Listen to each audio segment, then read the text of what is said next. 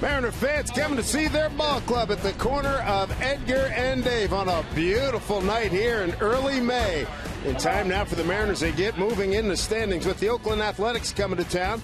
Glad you've joined us for Mariner Baseball, everybody, at Safeco Field. Dave Sims, Mike Blowers, Root Sports crew, and here we go. That'll be Taijuan Walker against Sonny Gray, and Taijuan will face the veteran Coco Crisp to get us started. Beautiful, beautiful day. Light blue sky above, some remaining sunlight. The veteran Coco Crisp just back in action. He had chips in his throwing elbow, kept him out of a lot of action. Just his third game. First pitch, ball one.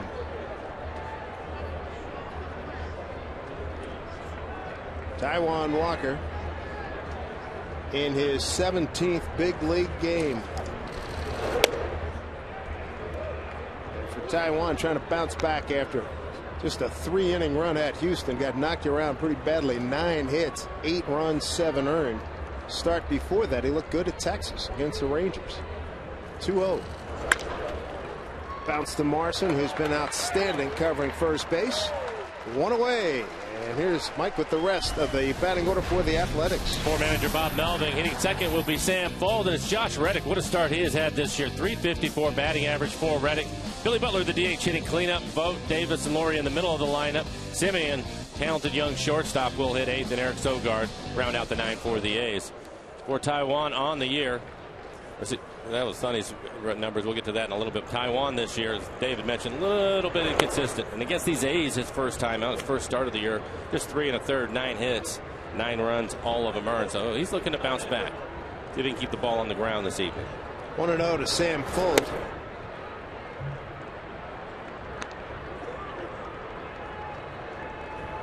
For Taijuan this year, looking for a second win. ERA is high because of the 2 stars. Really gave him trouble. And for Taijuan, he has to command his fastball. He's a fastball changeup pitcher. We'll mix in a cutter and a curveball. But for the most part, it's fastball changeup. 3-0 to Fold. And down low is Tony Randazzo, the home plate umpire. Phil Cuzzy at first, Will Little at second, and Jerry Davis at third.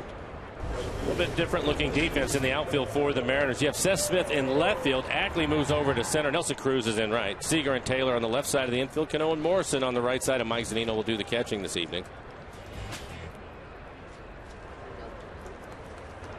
Brings up right fielder Josh Reddick, who's just coming back in action when we were in Oakland earlier in April. And there's a strike. As you look at the A's offensively, they've actually played pretty well. 4th in average, 2nd in runs scored. Middle of the pack in slugging in on base percentage. They've had their issues in the bullpen. And they've really played poorly in the field. They are last in fielding, 27 errors on the year for the A's. Talk to Bob Melvin, there he is. So can you just wrap up your season to this point? We're consistently inconsistent. We haven't had any winning streak. The offense has been good. The defense has been bad. The starters have been good. The bullpen's been bad. And they've got 9 outfield errors. 9. That is asking for trouble. Well, I'm sure they're out working on cutoff and relays quite a bit. You have to hit your cutoff, man. They clearly are not doing that.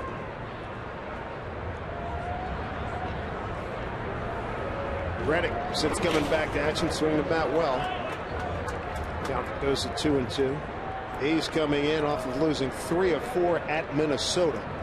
They're in the back end of a 10-game road trip, and in all, 20 of their first 26 games on the road. 20 of their last 26 have been on the road. 2-2 pitch.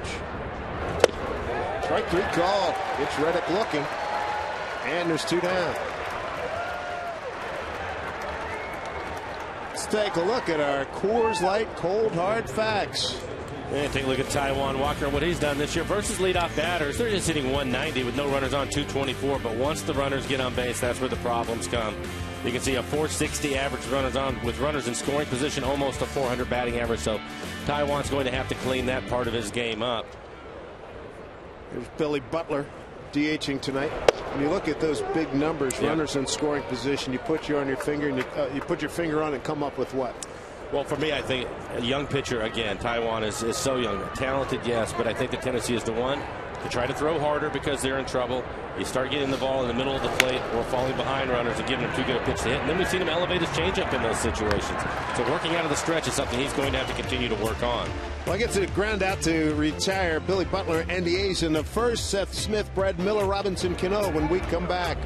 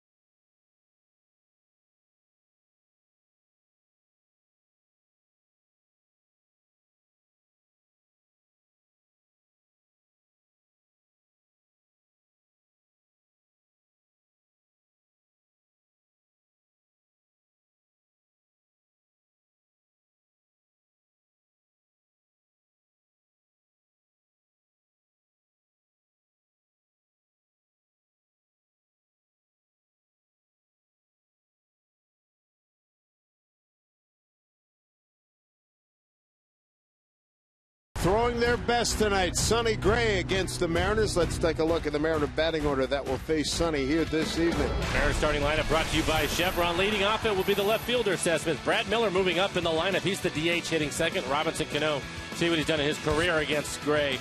One of the few hitters that has had success. Cano hitting third. Then it's Cruz, Seager, and Morrison in the middle of the lineup. Zunino, Ackley, and Taylor rounding out the 9-4. The Mariners for Sonny Gray this year, 4-0 record, a 1.67 ERA. The numbers are spectacular. 35 strikeouts.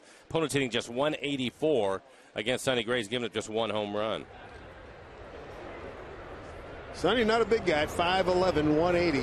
There's Seth Smith. Takes a big rip, strike one. He has a good fastball. He'll be in the low to mid-90s with his fastball. He was primarily a fastball, curveball type of pitcher, but this year he's mixing in more sliders, so the Mariners have to be aware of that. In fact, in his last outing, he threw more sliders than curveballs. Seth got a piece of it, but goes into Vogt's glove. And with Seth hitting, the Mariners had the shift, or he's had the shift on. Simeon, the shortstop now, actually plays more up the middle.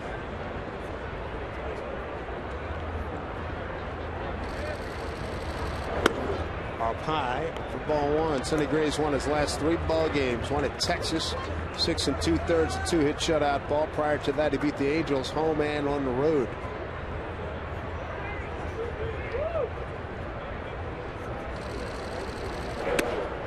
Earlier this year, faced Seattle back on April 11th. He went 7 1/3, 6 hits.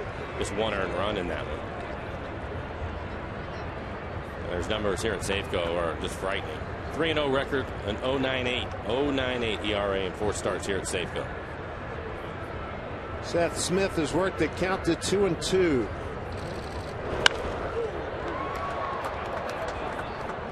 Light breeze blowing in from left field. 73 degrees here at Safeco Field. Wind out of the north at just 2 miles per hour. Blue sky above. Couldn't ask for a better setting. Weekend weather supposed to be just as good, if not better. Looking at early word is that Sunday's Mother's Day with Felix on the mound. It's going to be a sellout. Here's a 2-2. Did not go as they check with Jerry Davis. Count runs full.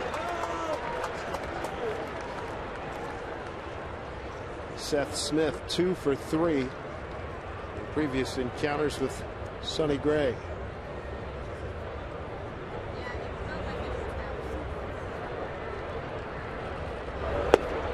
Strike 3 call. Dropped a heck of a breaking ball in on him. 1 down. And we'll take a look at the defense for the A's. Again, they have struggled. Coco Crisp just back to the DL in left field. Sam Fold, the center fielder. Josh Reddick, strong throwing arm in right. Lorian Simeon on the left side of the infield. Sogard at second base. Ike Davis is at first, and Stephen Vogt will do the catching. Interesting to see Brad in the lineup. One, that he moved up to hitting second, but two, that he's the DH. Backhanded by Simeon. In or two away. Let's take a look at our lows. Never stop improving. The Sonny Gray numbers here at Safeco Field. Well, he can pitch anywhere, but you can see the numbers here at Safeco. Only 3 extra base hits off of him in the 27 2/3 that he has pitched here. 29 strikeouts, 9 walks. Mariners just hitting 194 against Sonny here at Safeco Field.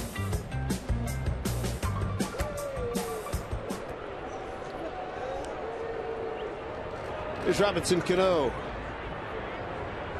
5 for 18 with a homer against Sonny. That's with ball 1.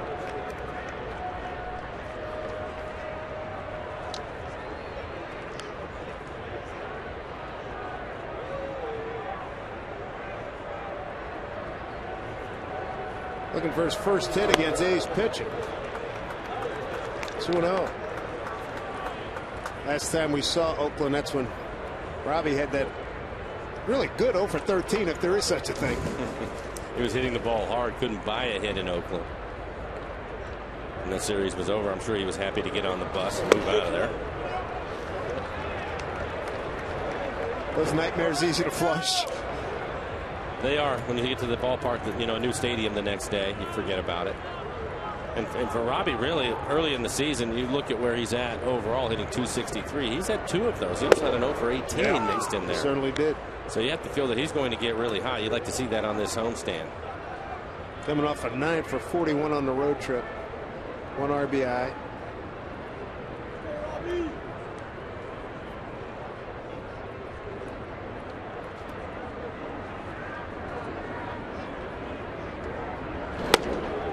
Hey, Cano works a walk. Brings up Nelson Cruz. Picked up Player of the Month award for the month of April. Picked up a nice plaque before the game. The adjectives start with sensational, and he can proceed from there. Good numbers against the A's this year. 308 hitter with a couple of home runs.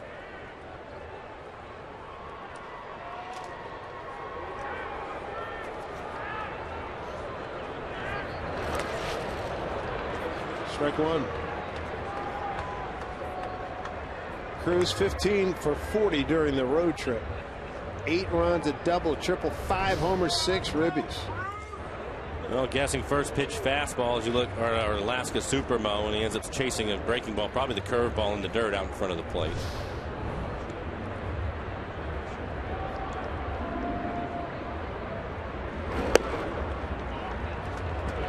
One. And again, one of the many impressive things, Sonny Gray, but impressive things about Cruz, hitting for average as well as power. Got a 1-1 count. Strike 2. Well, he didn't like that one. Cruz 10th in batting in the American League. Home run leader, RBI leader. Here's Lloyd McClendon. Said, hey, I like my players. I trust my players. Read the back of their bubblegum card. This is going to work out. 1-2. Down low for ball 2. Cruz also leading the league in slugging percentage at .757. He's got 18 extra base hits. That's tops in the league.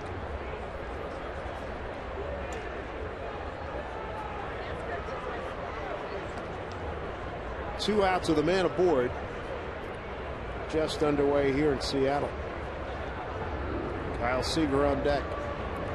2-2 to Cruz.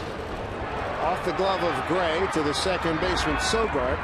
The throws to Ike Davis. A 1-4-3 put out. Mariners are done in the first. Back to Safeco Field in a moment.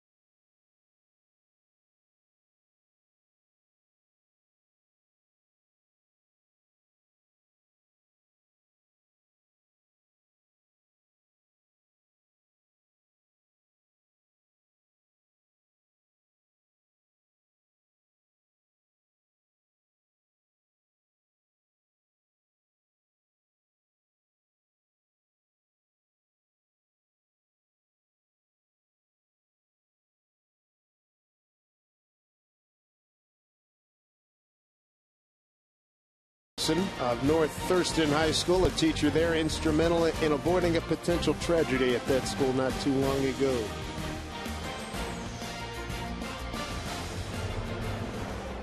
There we go with Stephen Vogt leading off for the Athletics here in the second inning. He's having a wonderful year. Leads the league in batting average with runners in scoring position. A .520 clip, second to Cruz in slugging. He has been their guy. Strike one. Off to a great start. .341 average, 7 home runs, 25 RBIs. Be interesting to watch Taijuan in this inning. 15 pitches in the first. Only 5 strikes, but was able to work his way out of it.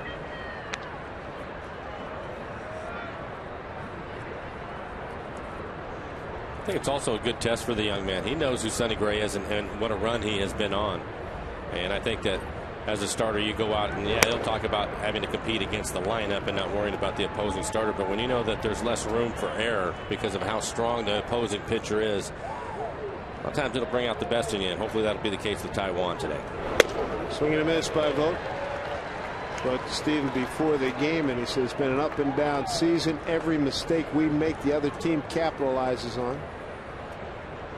Sounds like a team we've been watching every day. Oh yeah, I told him that. I said the parallels are scary. Swing and a miss, struck him out. 2 Ks for Taijuan, one down here in the second. Taijuan with a good fastball early. This looks like the changeup. It is. He leaves it up in the zone, maybe even the cutter. Able to get it by him 89 miles an hour. His fastball this evening has been around 95 miles an hour.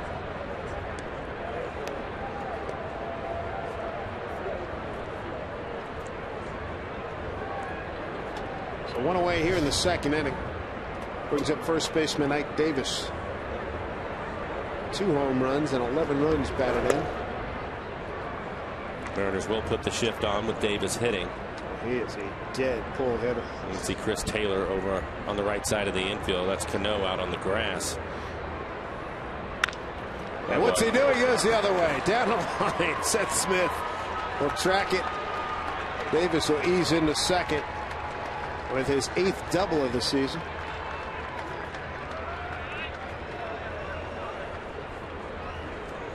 Pretty good hitting. He gets on top of a high fastball as you look at our Alaska Supermo, and the swing by Ike Davis as he hits it right inside the bag at third. See how far off the line Kyle Seager is playing. Again, they had the shift on, so he takes advantage of it.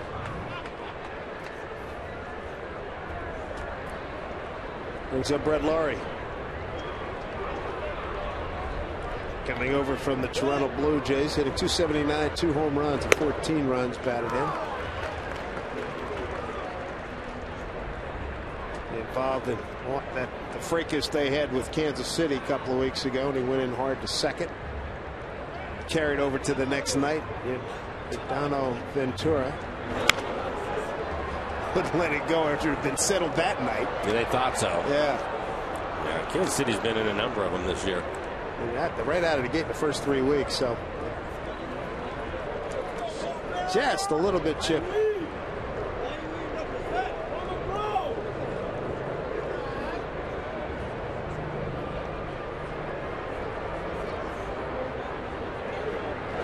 Swing and a miss, and Laurie's gone. 3rd K for Taijuan.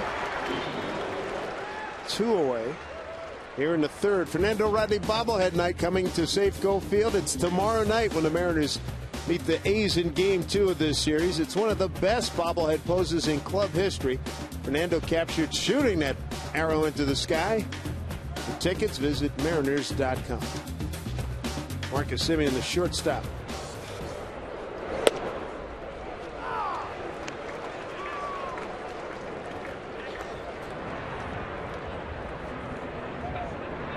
Simeon's been pretty consistent at shortstop for these A's. Come in with a record of 12-18. The Mariners at 11-17.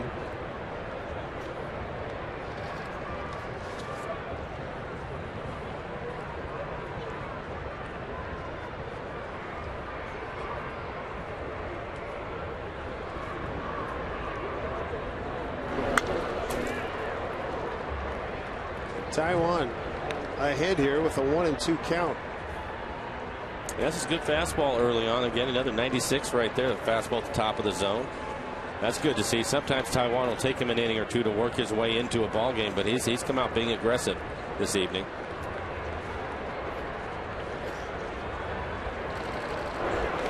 Nice block by Zunino a couple of days ago. Saw Taijuan and Rick Waits.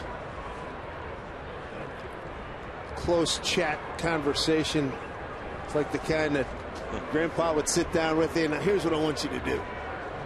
Rick was doing all the talking. Taijuan was doing all the listening. That's the way it should be at this point. 2-2 pitch. His best fastball, 97 miles an hour. There's Rick. The general, he's a good one. He's been busy this first month trying to get guys back on track. A lot busier than he expected or we expected, that's for sure. Yeah. 2-2.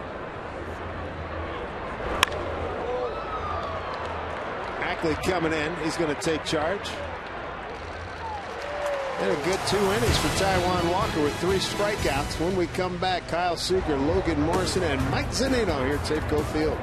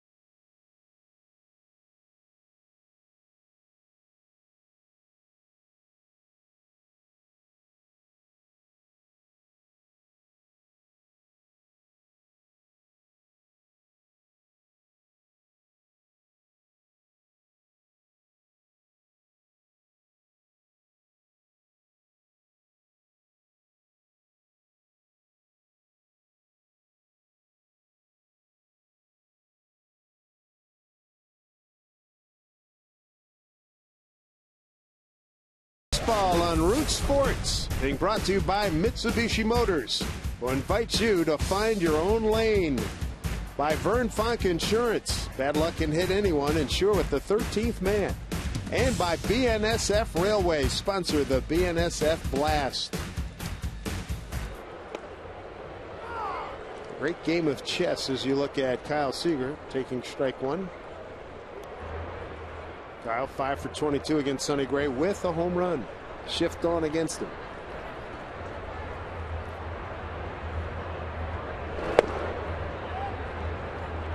When you look at Gray and some of the other great pitchers in the league, what's a separator for your money? I think we've already seen an example of it in Sonny Gray. He doesn't have to give in to you with his fastball. He has enough confidence with his curveball. So when he's behind in counts, he will still use his breaking ball. And when you do that, makes your fastball more effective. But Kyle able to get to that pitch. It looked like a changeup. Did a good job. Blasted just out of the reach of Ike Davis for a leadoff double here in the second inning for Kyle, his second. Make that 7th two-back. So many times for pitchers at this level, it comes down to command, and Kyle gets a pitch at top speed, just 87 miles an hour as you look at our Alaska Supermo and the swing by Kyle. With that pitch in the middle of the plate, and he takes advantage of it. I just missed it. Brings up Logan Morrison. And you got to like what he produced, or has been producing here. 13 of 34 in a road trip with 3 homers and 5 runs batted in.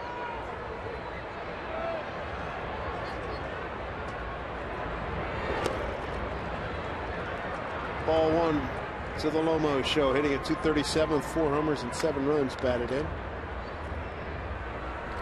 Looking to get those numbers a little bit more productive against this Oakland A's ball club.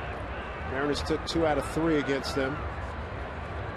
Stephen Vogt with a trip out to the mound. I think it was a situation where he was crossed up on the first pitch. He looked surprised and looked back out to the mound.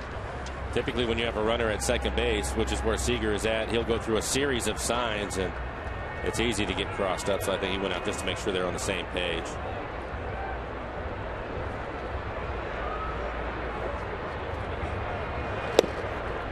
Morrison takes strike count, evens at 1-1. EQC tracer that last fastball, 94 right on the corner. It's Sonny Gray, when he is pitching well, you'll see him, the red lines of the EQC tracer. He will be on those lines all night. Sonny Douglas Gray. Sonny is his given name. Here's the 1-1. There you go. Finds a hole. Here comes Seager coming around third. He's going to score, and the Mariners have a 1-0 lead on the Lomo RBI. Logan Morrison with his 8th RBI, his 2nd hit against the Athletics, an early lead for the Mariners. Another hitter taking advantage of the shift. Yeah, Seager in scoring position. They put the shift on, and Logan, this is something he's been doing, hitting the ball up the middle a little bit more. This more towards left center field. 95-mile-an-hour fastball right on the outside corner. Does a good job not trying to pull that pitch, do too much with it. Had a pretty good run to it. Stayed with it nicely. Yes, he did. Head was right there. Here's Mike Zunino. Morrison back safely with the dive.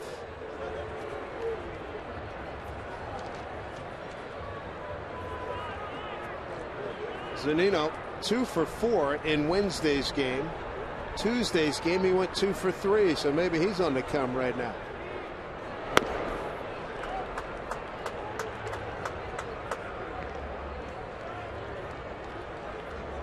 Zunino just 1 for 10 against Gray. Good start here, double and a single, and a run scored for the Mariners in the 2nd.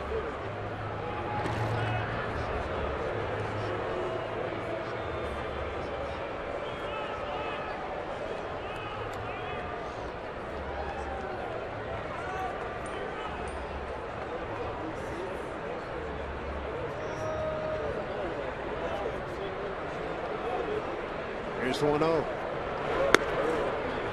Good count for Mike. I don't like the way he's so level-headed. Doesn't get. He's one of these guys. Doesn't get too high. Doesn't get too low. Does a great job behind the plate. Everybody knows that. And his demeanor, his temperament is outstanding. I think a lot of that, and I'll have to talk to him about it, but I think a lot of it probably comes from the fact that his family has been in the business for a long time. His dad has been a scout. Still is. And yeah. still is a scout for a very long time, and I'm sure they had a lot of conversations as Mike was growing up about that, Dave. That's impressive. Yes, it is.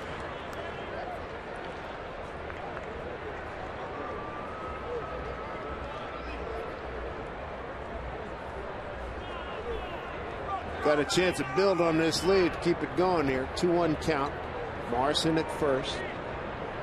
Runner goes. Popped up. Going to get fouled.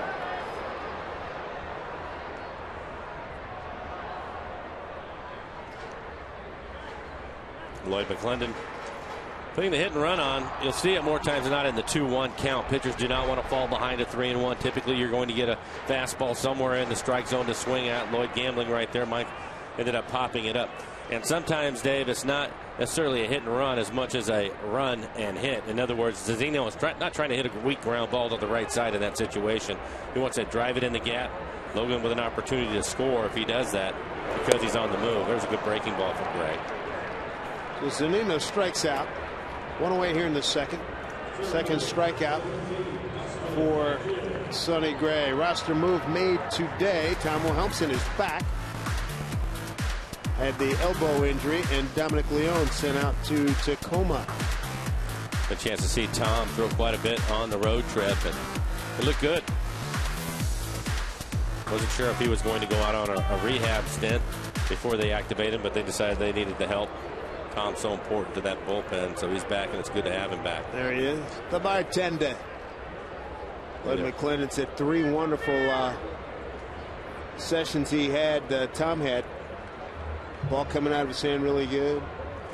He said, as for Dominic Leone, can't live up in the zone at this level. Breaking, he's had trouble with the breaking ball going back in the spring. Well, it goes all the way back to his last outing. That was the walk-off by Perez, the catcher for the Angels. He threw up 2 breaking balls, and both of them were up in the zone. So he'll have to go down and get that worked out. I'm sure that we'll see him again. Well, here's Dustin Ackley. And with Brad Miller poised to become an outfielder, utility guy, could be a crucible moment for Mr. Ackley, who's hitting sub 200. Hasn't been getting it done. And Lloyd McClendon said there's only so far we're going to ride here, so he needs to get moving. And I'm sure as soon as Brad, the most important, as soon as he's comfortable being in left field, they'll give him a chance to run out there. Brad, the DH tonight. Dustin is out in center field. Austin Jackson on the disabled list. Only trying to get as many left-handed bats in the lineup as he can. Leadoff double by Seager. Morrison brought him home with a base hit to left center. 1-2 here to Ackley. Didn't go, says Jerry Davis. Jerry, the crew chief. We'll take a look at it. Looks like a curveball down in the zone. That was a slider. Able to hold up his swing. I think they had that right.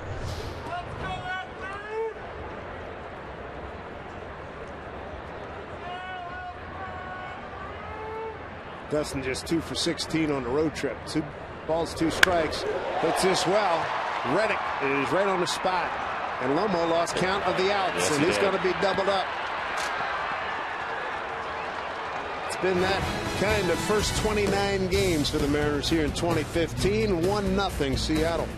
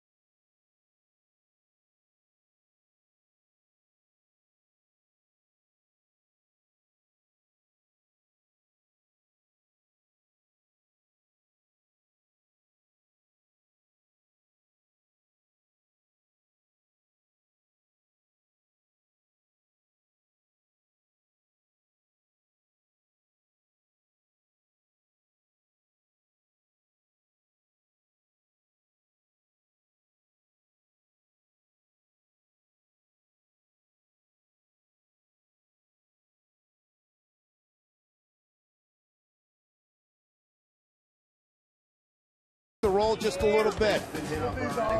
It'll be mine for the year, though. I'm done. I'm sworn off those bad boys. Best wieners in Seattle. There you go. Best wieners in Seattle. I've known this guy. First pitch to Eric Sogard, the second baseman. Ball 1.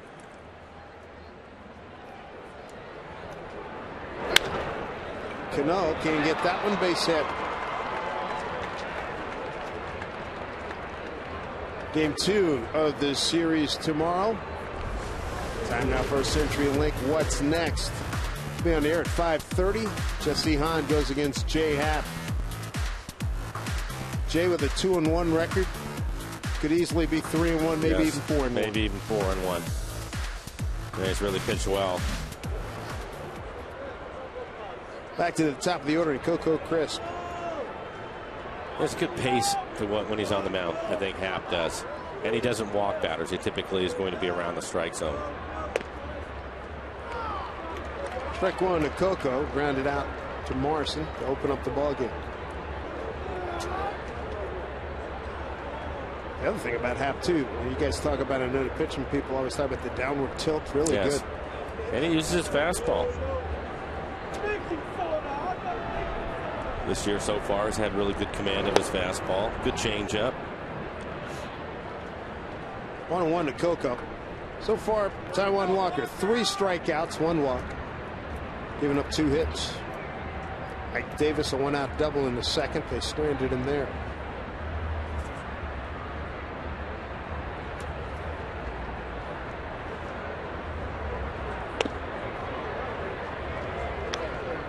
Two and one. Boy, Bryce Harper hit 2 more home runs tonight. Washington 9-2 win over Atlanta. They had a 3 home run day a couple of days ago. 2 of them were upper deck at Nats Park.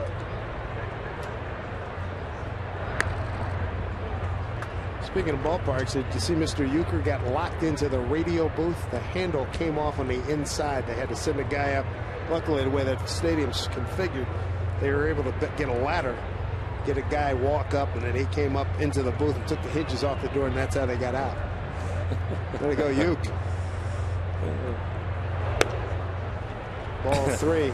Love the Euchre. Bob Euchre, Hall of Famer. Is that when the game was going on? Yeah. Really? Yeah. Oh, would have loved to have heard that. Sam Fuld on deck. Too bad Carson's not around. You can have him go on and tell that story.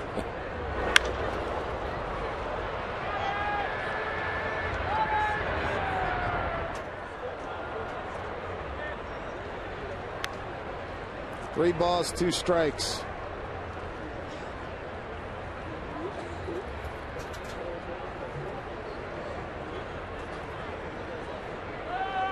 Coco, as we mentioned, back from elbow. Chips getting cleared out. They need him to get on base. Runner goes, pitch, swung on and fouled away.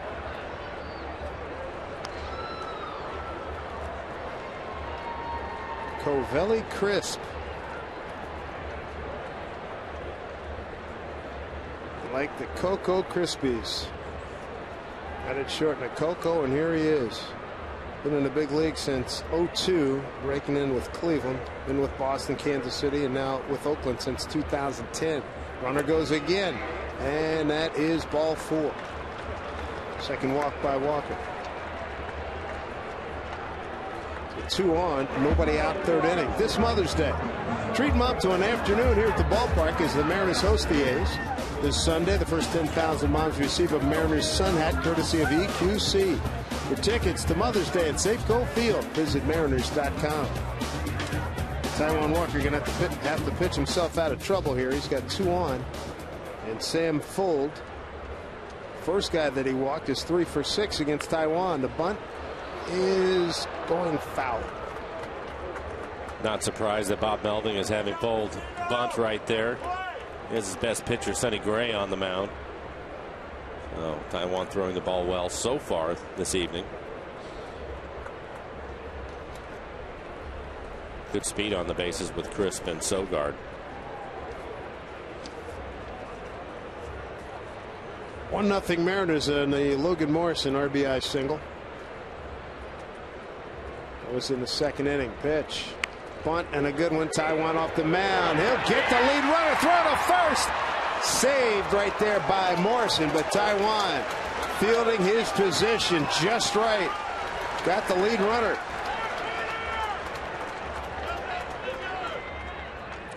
So 1 out, runners at 1st and 2nd. Well, Taijuan's a good athlete, and this is a firm bunt back to the mound. An easy play for him. This has to throw a strike. Sogard sliding into Kyle is the reason why he short hopped the ball over to first. Good play by Morrison to keep it on the infield.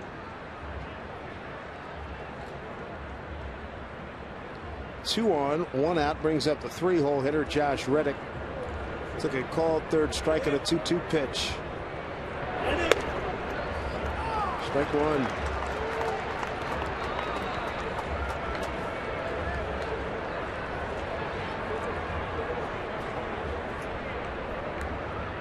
Reddick going just 2 for 13 in the series against Minnesota. And the A's lost 3 of 4.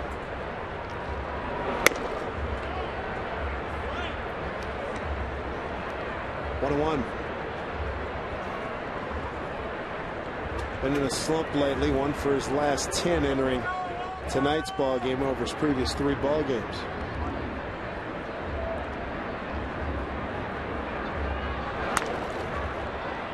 Seager might have a play. Oh, he made the play! Beautiful! At the last second, he threw the glove up and caught it. Big out.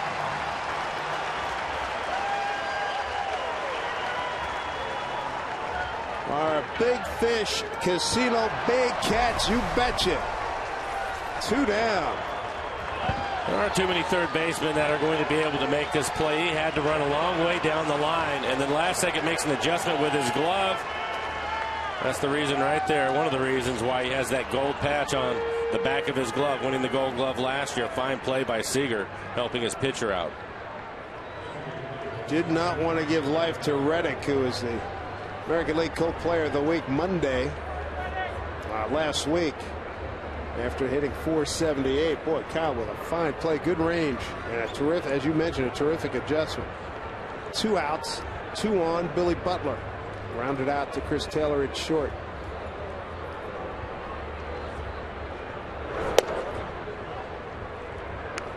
Butler coming over from Kansas City.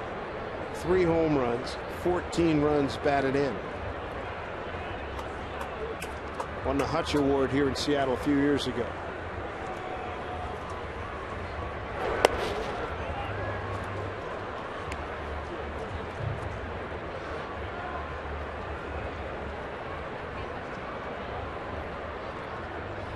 And then you can see the splits from Taiwan. They're not where he wants to be.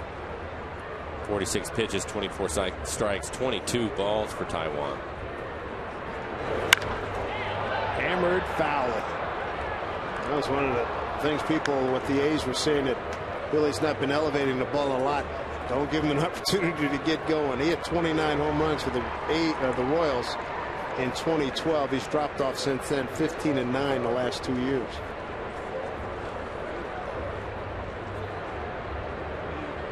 Two balls, 1 strike. Finds a hole. Cruz charging. Got the good arm. Oh, he bobbled. Throw to third. And safe at third. Chris scored. And Fold right behind him. I think that Fold into third. But Cruz, boy, he was charging that. He has a strong arm. You can see the ball at the end of his glove. He reaches right into the pocket, but the ball isn't there. That's the reason why he dropped it.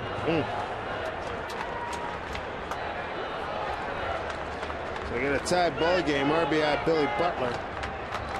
That's a bad break for the Mariners. I would have really liked to seen him make the throw to home. It would have been a close play, but he has a strong throwing arm. Unfortunately, the ball wasn't deep into the pocket. It rolled back up the web, and you'll see that from time to time with the outfield gloves. They use a little bit bigger glove.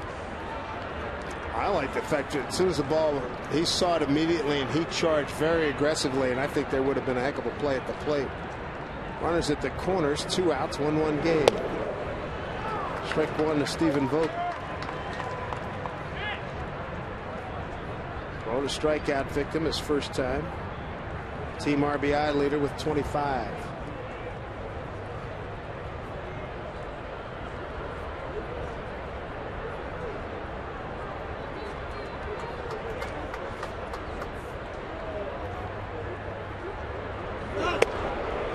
We were talking about it earlier, Dave, and we showed you the numbers. Runners in scoring position with Taiwan. You look at the fastball that Butler hit. It was Taiwan's best fastball at 97 miles an hour, throwing harder in that situation. But the problem with it is it catches too much of the plate and elevated enough to where Butler was able to get a good piece of the bat on it, the barrel, and drive it through the hole on the right side of the infield. Butler with his 15th run batted in, and now Taiwan's got vote 1 and 2.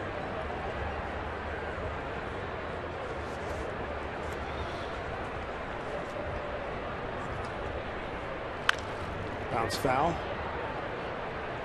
Vote 8th in hitting in the American League starting tonight at 341. Among the leaders in home runs, second to Cruz in RBIs starting tonight. Yeah, it's been a good one for the Athletics.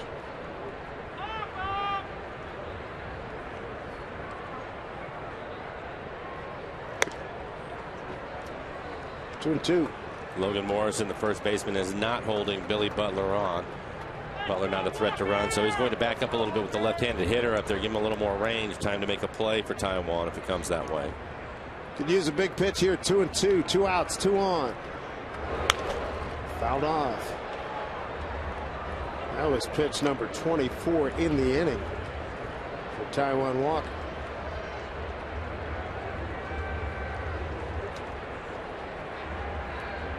A run on 3 hits for the A's, run on 2 hits for the Mariners.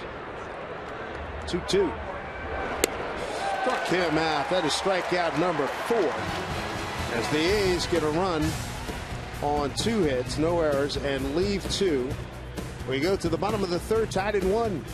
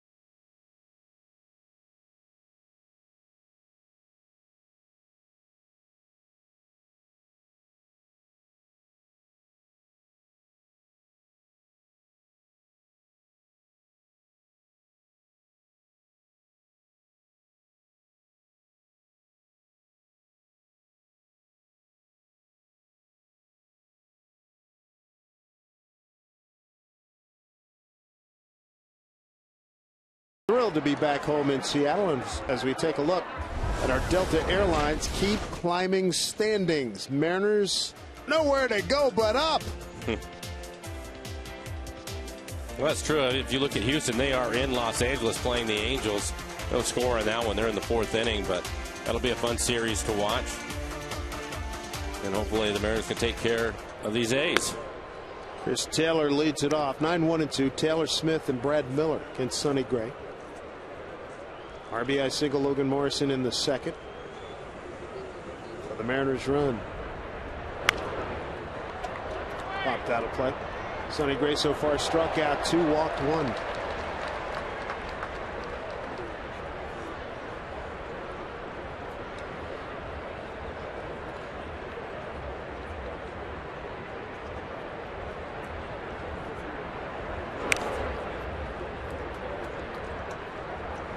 One and 2. Looks like Chris Taylor's got this job for the time being at shortstop. Well, it could be in for a long run here. Brad Miller will still get some time at shortstop, but he's going to be a super utility player for Lloyd McClendon and the Mariners. Swing and a miss. 3rd K for Sonny Gray. Start the 2nd time through. Here's Seth Smith again. He struck out looking on a 3-2 pitch. He was behind early in the count, worked it full, And he took a called third strike.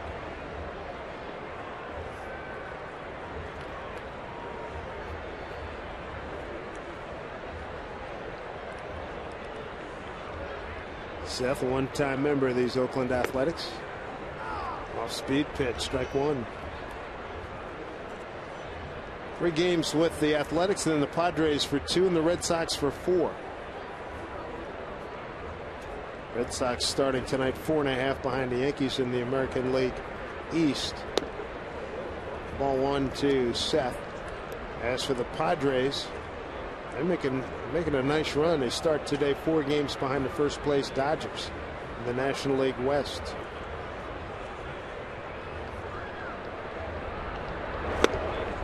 Ball 2 strikes. And you can see why Sonny Gray is so tough. A couple of breaking balls, good fastball at 95 miles an hour. And even though he has a good fastball, he will mix up his pitches, uses the changeup, more sliders this year. He used to basically be a fastball curveball pitcher. We're seeing more sliders from him. Put it in play. That is a fair ball. Base hit. There's your shift. Mariners taking advantage of the A's in the shift a couple of times. This right here, a base hit for Seth. 1 out base hit. It lands just fair. But Logan Morrison also beating the shift, hitting the ball the other way, driving a run for the Mariners. Hitter starting to catch on. I think so. I mean, that right there might have been more just protecting the plate. But Understood. Logan's certainly going the other way. And we've seen Kyle purposely try to hit it the other way a number of times and drop down a bunt. Gets away from Vogt. Seth Smith will move to second base. Wild pitch.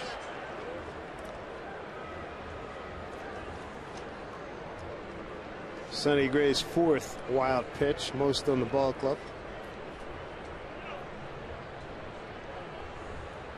Go ahead, run at second.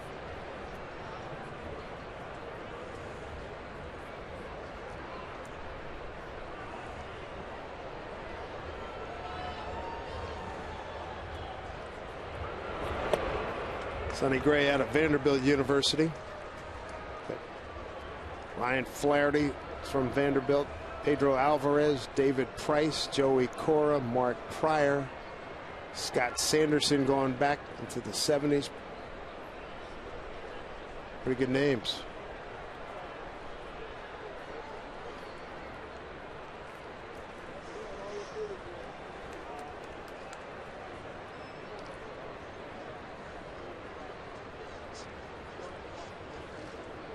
Two-0 pitch. Make it 3-0. Cano and Cruz to follow. Brad Miller out taking some fly balls in left field today, so moving closer to that eventuality, him getting some time as a starter out there, starting some games. Cruz waiting his turn. I think it'll be interesting. Brad's a good athlete. He can cover some ground, has a strong throwing arm. I think once he's comfortable, he'll be fine. 3-0. Takes a strike.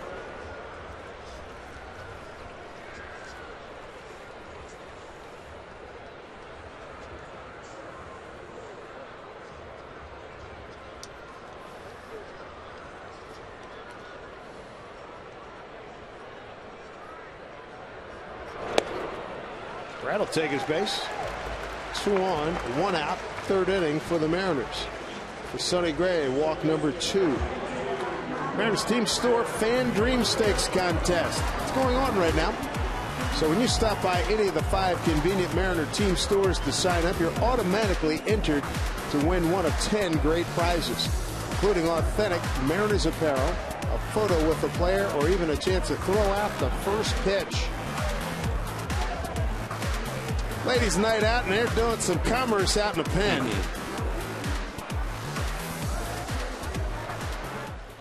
Here's Cano with 2 on.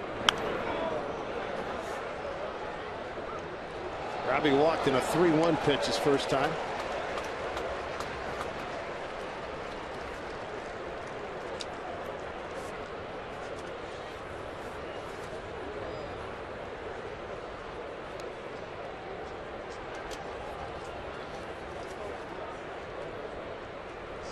One home run Cano has was in L.A. against the Dodgers. 0-1 count. Down low for ball one.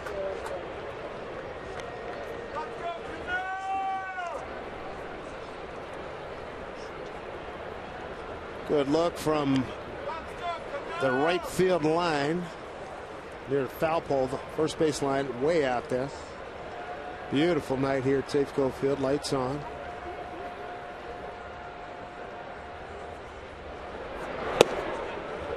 Strike two. Ball and 2 strikes.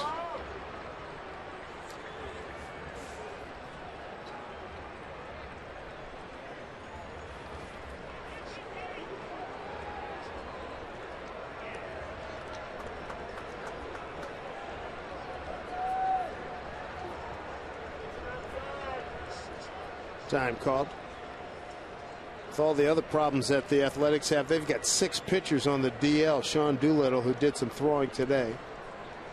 A.J. Griffin, Sean Nolan, Eric O'Flaherty, Jared Parker, and Taylor Thompson. Here's the 1-2. Struck him out.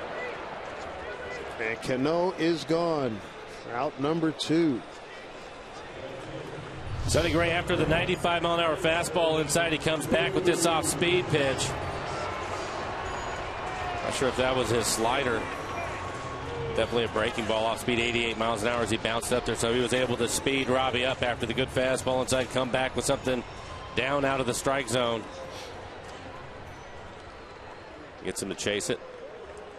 Mariners so far just 1 for 2 in this ball game. Runners in scoring position. Cruz grounded out his first time.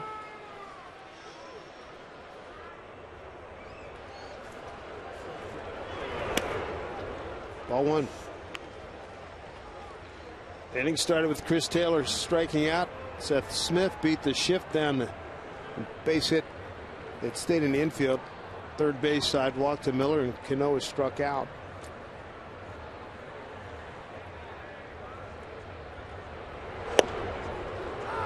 There's a strike, 1-1. Perfect pitch right on the outside corner and at the knees. Both starters having to throw a lot of pitches to get through the first 3 innings. Sonny Gray now at 53 pitches.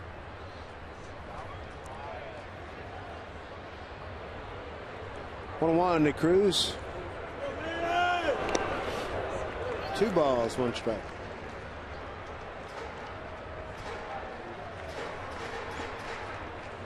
Mariners offensive profile: 12th in batting, 14th in runs, 11th in hits, 2nd in home runs, last in on base percentage, 8th in stolen bases, and 10th in ERA.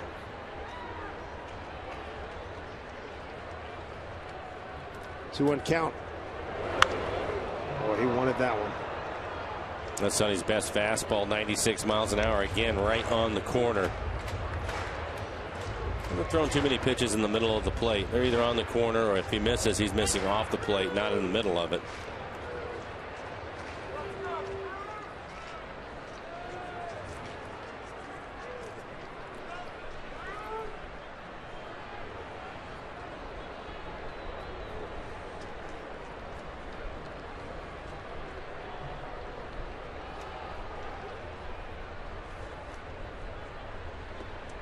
Gray ready with the 2-2, 2 outs, 2 on.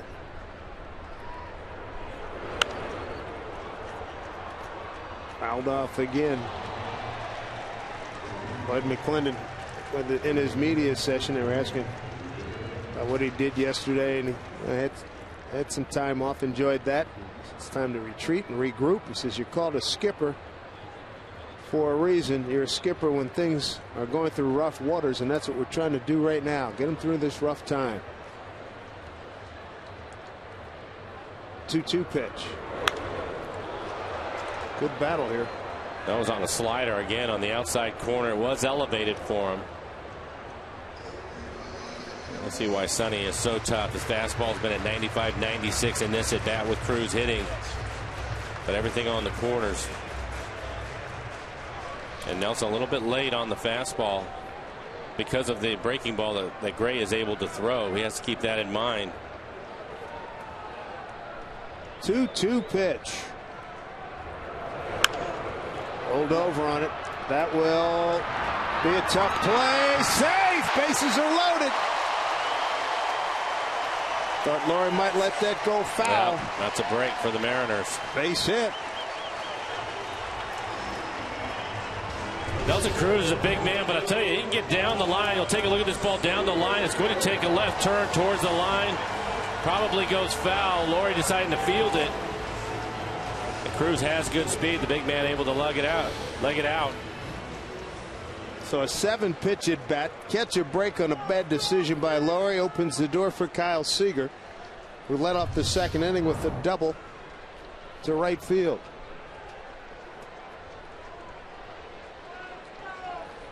Kyle is able to hit an off-speed pitch down into the corner. We'll see what Sonny Gray tries to do here with him. Mariners have not had a grand salami since September of 2013. Ball 1 to Kyle.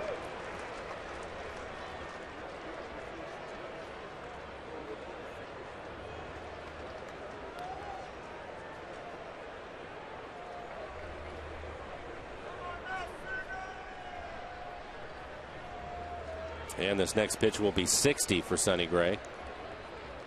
1-0 to Seager. Count even at 1-1. Kyle 6 for 23 with a homer against Sonny Gray as you take a look at how they're playing him. Straight up in the outfield. Typically they'll have the shift on, but with the runners all over the place, the shortstop Simeon having to play more straight up. 1-1 pitch.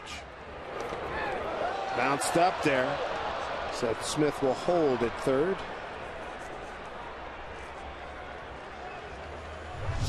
When you're on third, this is probably the toughest one to read because you can't tell how far away the ball is, and by the time he sees it hit the grass, it's too late.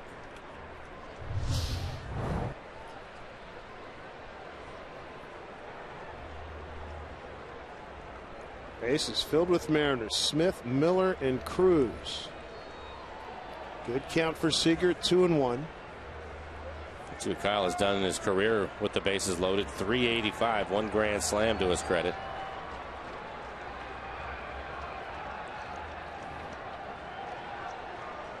Two-one pitch. Foul back. One of the better swings we've seen on a fastball. 95 off the plate away, but an aggressive swing by Kyle. First 6 men in the Mariners batting order have already reached base this evening, and right now Kyle got a bonus opportunity with the bases loaded. One of the few times we've seen the barrel of the bat out in front of home plate on the fastball. A lot of late swings off of Gray in this one. Bases loaded, 2 outs, and a 2-2 pitch to Kyle Seager. That's staying in the yard just to pop up short right field. Sogard in foul territory, and that'll do it. Mariners strand 3 to the 4th. We go in a 1-1 game.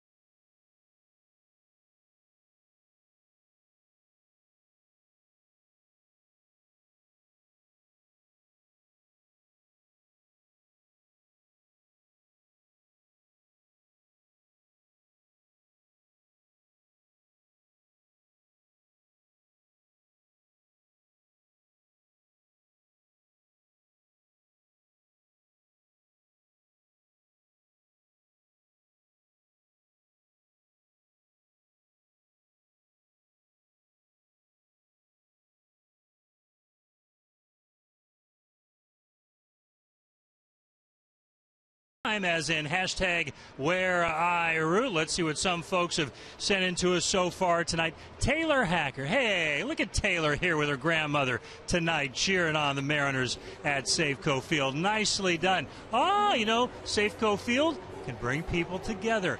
Game, date, night. For that couple, Angie's got one of her fans out there, R. Norris. Catching up with Angie before the ball game tonight. Hopefully he'll enjoy it. And, of course, you'll be seeing Angie post-game as well. But we got baseball to play between now and then. Here's Dave and Mike. All right, Tom, thank you very much. Ike Davis will lead it off here in the Athletics' fourth against Taijuan Walker. Next pitch up high for ball one. Ike a double. First time up. Mariners have the shift on again, and for Taylor, swung around to the right side, but Davis ended up hitting it inside the bag at third. You can see where Kyle Seager is at, now where the shortstop position is.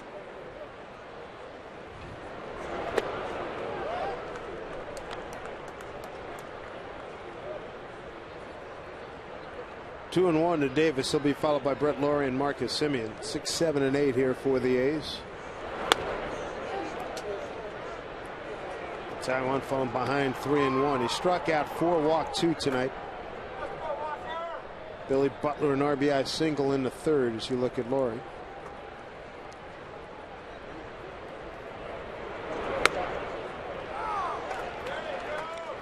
Full count.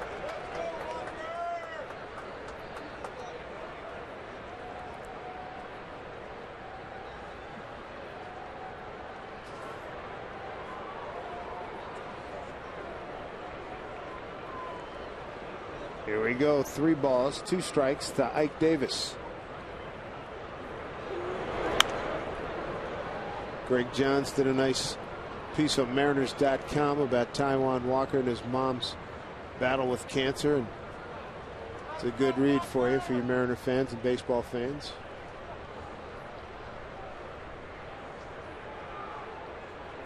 Three and 2. Out off again.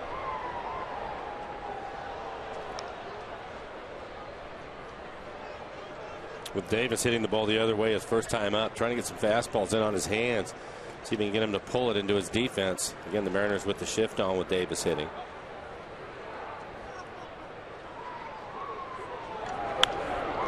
Fouled off one more time. See, the last 3 pitches on the EQC tracer, all of them on the inside corner. All of them fastballs. That last one at 96.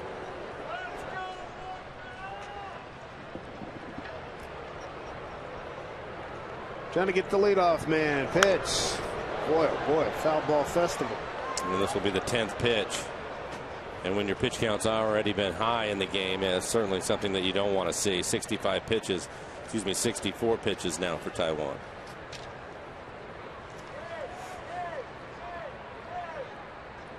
Taijuan threw 77 pitches in just 3 innings in his last outing. That's right above us. Sounds like somebody made a good catch. I couldn't tell. Were you getting in position to make the catch, or were you getting out of the way? I was yielding way.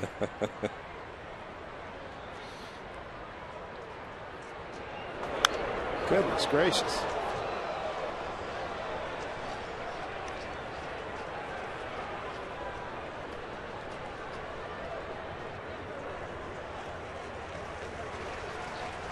Pitch number 12 coming up.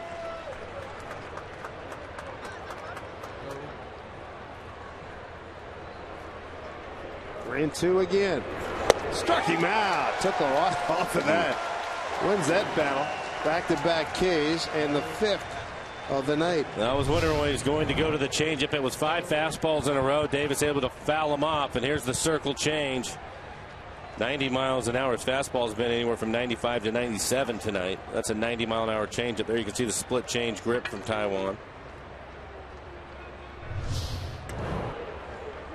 Brett Lawrie struck out on 3 pitches. First time up. Hooks at ball 1. Logan Morrison drove in the Mariner run, and Billy Butler the Athletics run. Mariners threatened in the third, had them loaded up. Couldn't score.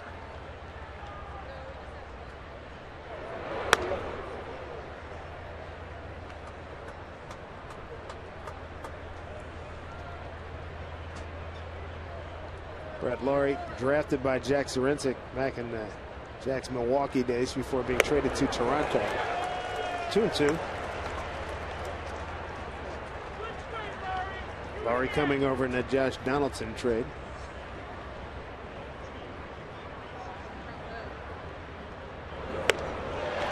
Strikes him out. That's 3 consecutive Ks. 6 for the evening for Taijuan Walker. 2 down here in the 4th. Hey kids, be part of the Cano Show this Sunday at Safeco Field. All kids receive a set of Robinson Cano wristbands courtesy of Aquafina. Make sure you join us for the Mariners A's game and get a great looking pair of Robbie Cano wristbands. You know what to do for your tickets. Go to mariners.com. Marcus Semien flied out to center.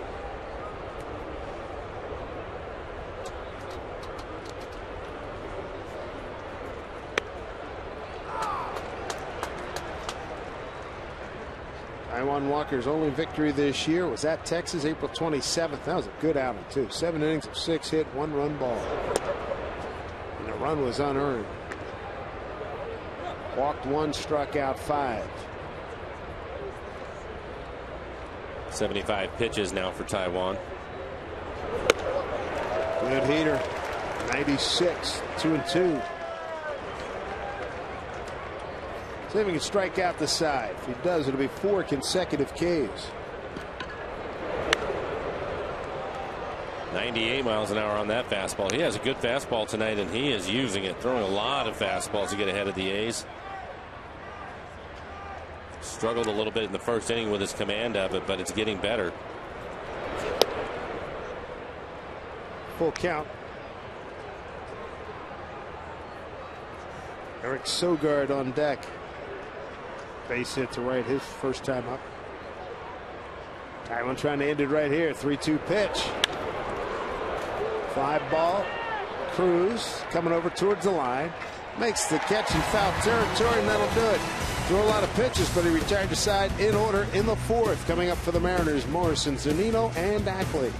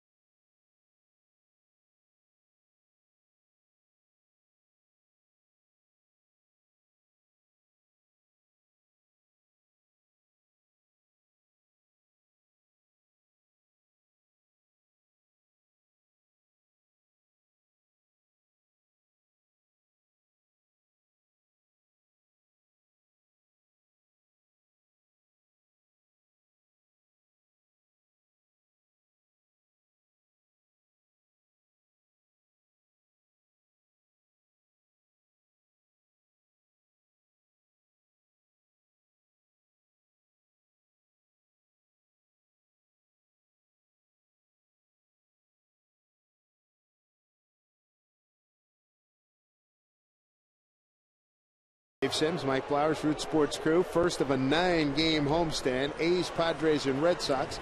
And our CenturyLink What's Next for tomorrow's starters. It'll be Jesse Hahn for the Athletics against Jay Happ for the Mariners. Jay, the strikeout walk ratio looking good. 24 strikeouts over just 6 walks. Logan Morrison to lead it off here in the home 4th. Drove in the Mariners' only run. Beat the shift, went left center field. And scoring on the play was Kyle Seager, who had led off the inning with the double. And the A's will keep the shift on. See if they can beat it again.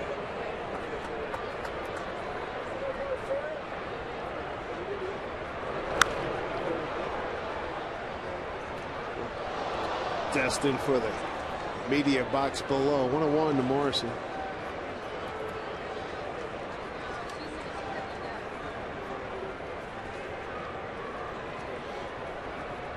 One and one. That base hit for Logan Morrison makes him 14 of his last 35. 1-2.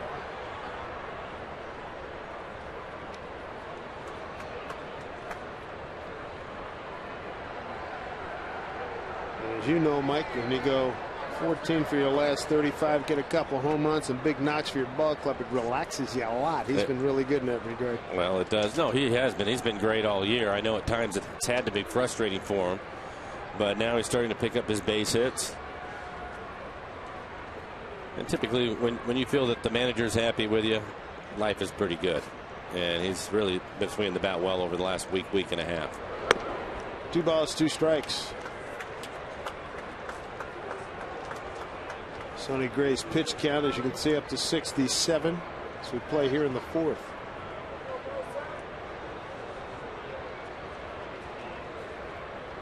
Two pitch.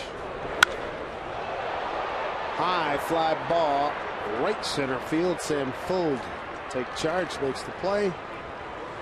And there's one down. Let's take a look at the UPS Store weekend weather report. Gotta like it. Look at that, mid-70s. Partly cloudy, and then Sunday for Mother's Day, low 70s and mostly cloudy. I think for the second week of May, you'll take that. Huh. Absolutely. There's Mike Zunino, struck out in a 2-2 pitch his first time. Sonny Gray's pitch count in his last outing, he beat Texas 6 2/3 and threw 119 pitches in those 6 2/3 innings. That's the most he's thrown this season. In tight to Zunino for ball 2. Makes you wonder now 70 pitches here in this 4th inning if it's taken a little bit out of him throwing 119, and his breaking ball doesn't appear to be as sharp as we're used to seeing it. His fastball command has been pretty good, and he's had a good fastball right around 95. Michael late 2-1.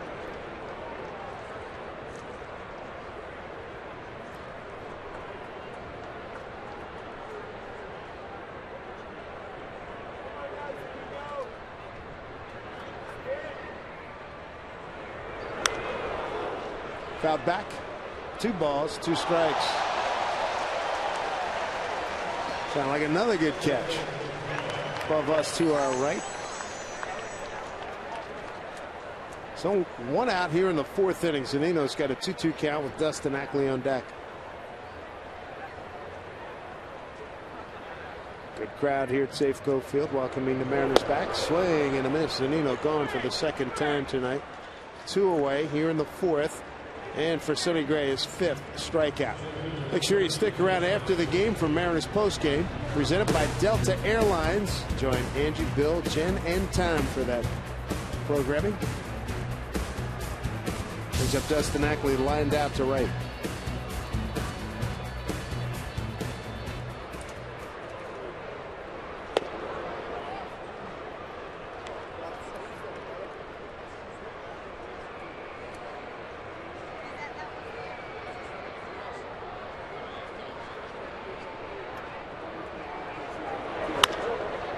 Fly ball left field towards the line. Coco Crisp with room, and he makes the catch in foul territory. The Mariners retired in order in the 4th inning.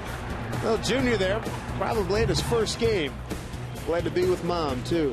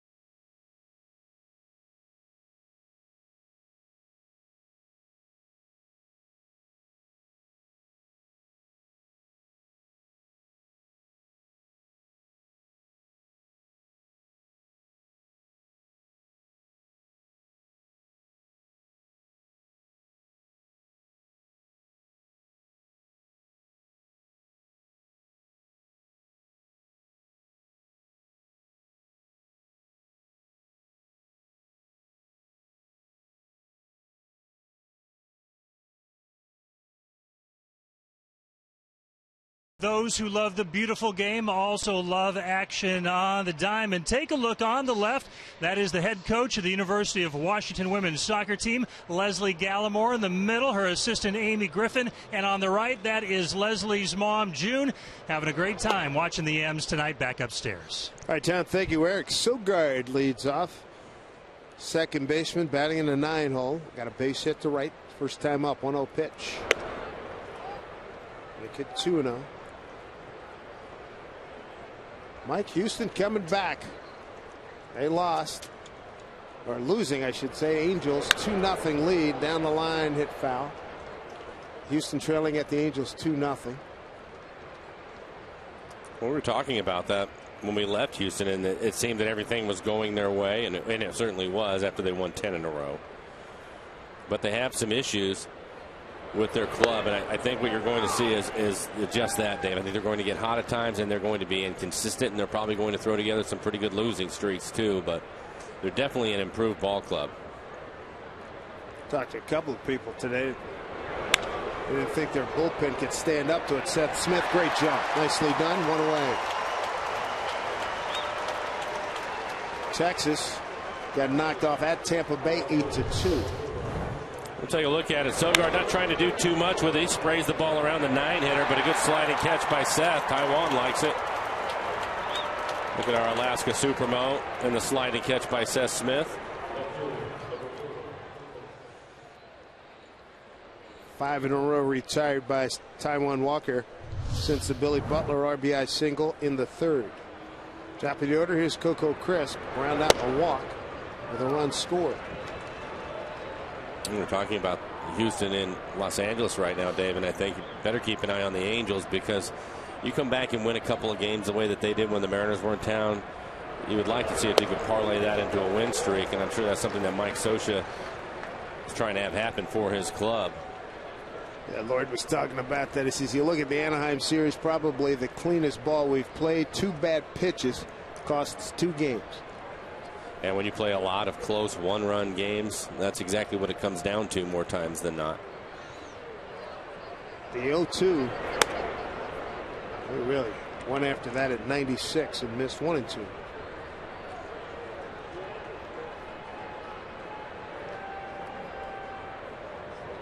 Infield playing Coco straight up.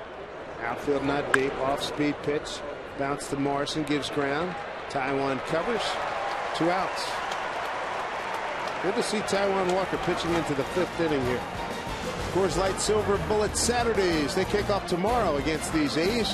First 400 fans 21 and older in the pen during early happy hour at the Rail Bar receive a Silver Bullet Saturday t-shirt and extended happy hour pricing until first pitch. Plus, fans will have the opportunity to win a custom Coors Light refresherator, autographed Mariners merchandise, tickets, and more. Big day coming up. Big night out there now. Ladies' night here, promotion. Sam Full to walk and reach on a fielder's choice. Cano, just missed it. Base hit for Sam Full. His 4th career hit off of Taiwan Walker. Robbie playing more towards the middle of the diamond. This ball hit to his left firmly as the ground ball gets just under his glove. Taiwan Walker will have to work hard. Fold can run.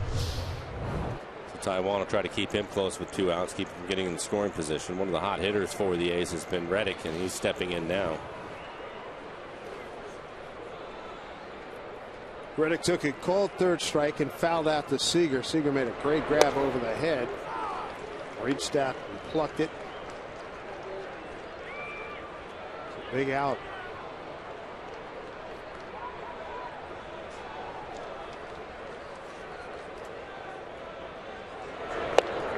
Good pitch. A good changeup.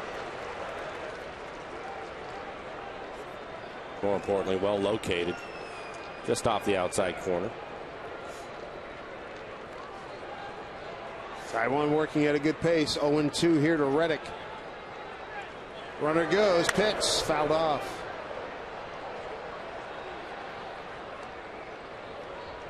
Still throwing hard, too. 93 pitches now, and that last fastball from Taiwan was at 98 miles an hour. Oh, to be young again. Yes.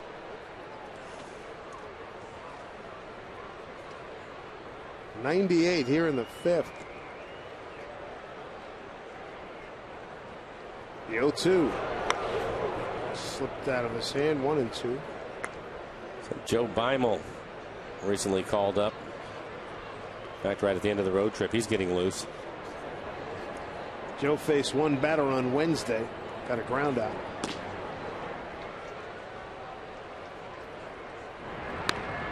As far as pitches go, Taiwan's high this year is 102. That was against Houston back on the 21st of April.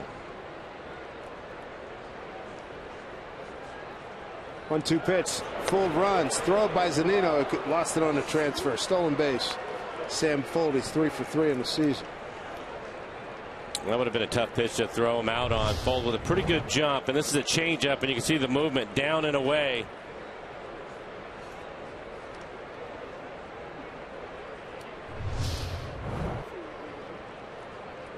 Two.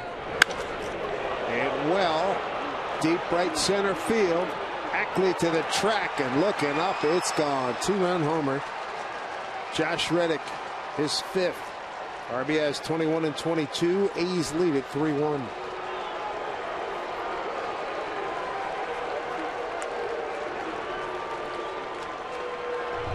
Again, Taiwan pitching out of the stretch. They want to get it in on his hands. That doesn't happen. It runs out over the plate about belt ties. You look at our Alaska Supermo as Reddick barrels that fastball up. So Taiwan missing his spot. A 2-out, 2-run homer. Butler rides one. Left center field. Here's Seth Smith. He's there to make the catch. So some damage done in the 5th. 2-run homer by Josh Reddick. For the Mariners, coming up, it'll be Chris Taylor, Seth Smith, and Brad Miller.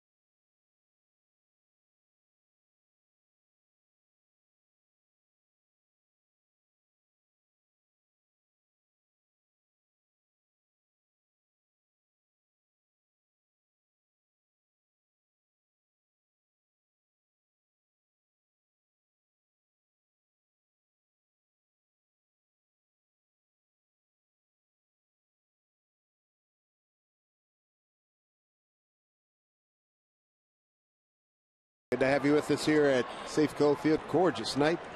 73 degrees at first pitch back at 7:10. There's Chris Taylor to lead things off. Struck out in his first at bat. Bunt gets down to beauty. Gray. Safe. Base hit. Good start. Phil Cuzzy, it looked as if he was going to call him out. And that'll bring Bob Melvin out of the dugout. But it looked as if he was going to call him out and changed his mind. This is going to be a really close play. We'll see if Chris is able to get his foot on the bag. Yep. Yes. So Phil Cuzzy, he had an instant replay going through his mind. Great position. You can see Cuzzy over there on your left looking right at the play. Looking and listening. Yep.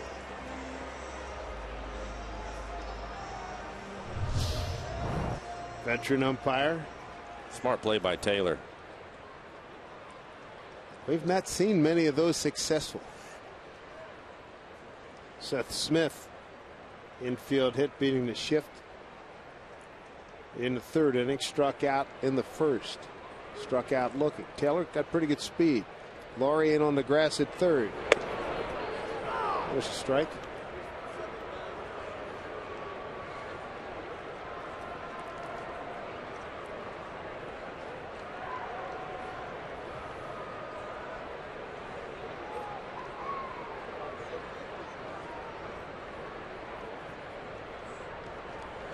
Taylor back safely. Third Mariners infield hit tonight. Smith, Cruz, and Taylor.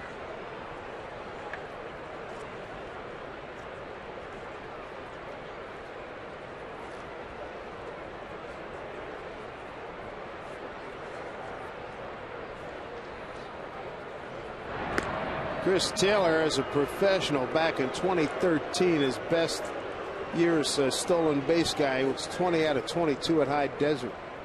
Then went 18 out of 21 at Jackson. Last year at Tacoma, 14 out of 20. And with the Mariners, 5 out of 7.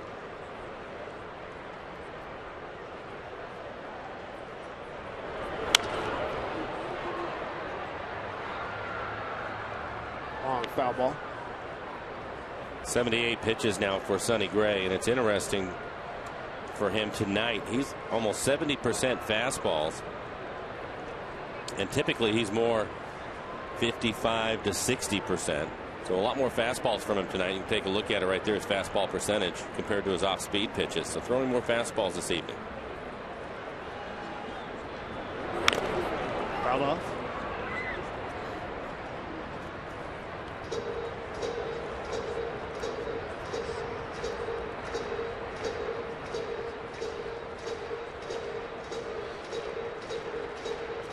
Three runs, 5 hits, no errors for the Athletics. They've stranded 4. A run on 5 hits, 1 error for the Mariners. They've stranded 4.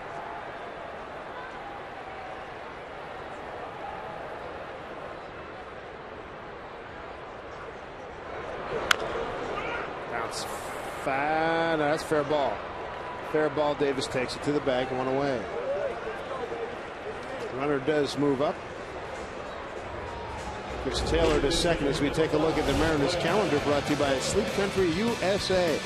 Thrilled to be home. Yesterday, good day off. Got a day off Monday, Mariners Care Golf Tournament. After we finish up with the A's, Padres, much improved ball club. They come to town. They got some offensive weaponry. And then the Boston Red Sox will be in for the weekend. RBI opportunity here for Brad Miller with 1 out.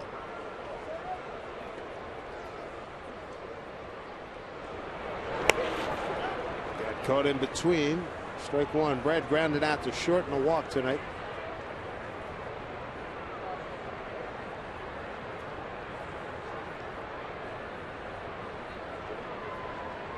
Mariners are 2 for 4 with runners in scoring position this evening. The base hit from Logan Morrison scored Kyle Seager. Cruz had a base hit, but it was an infield hit and did not produce a run. Oh, he got caught in between again. He did go as they check with Jerry Davis. 0-2.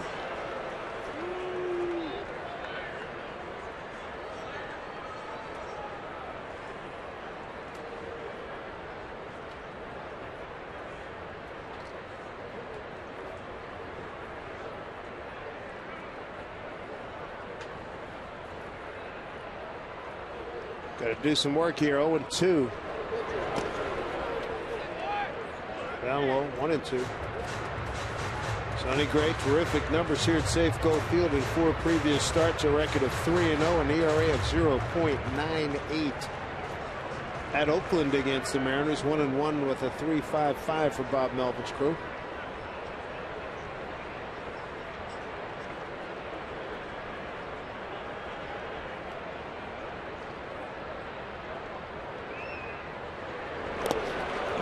Strikes him out. Vogt throws down to Davis. And there's 2 away. So K 2-3, 2 outs. That brings up Robinson Cano.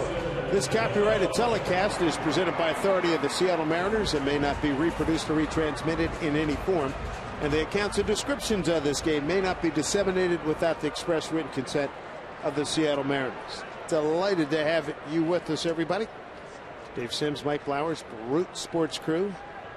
Sonny Gray has recorded his 6th strikeout. See what Cano can do with 2 outs and a runner at scoring position. So far tonight, Robbie, a walk and a strikeout. And Sonny Gray has tried to pitch him inside with the fastball, and then the off-speed pitches try to bounce him up there.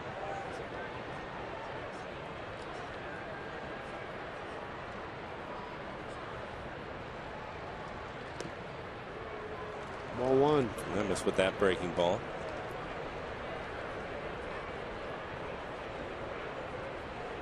Cano hitting just a .174. Runners in scoring position so far this season.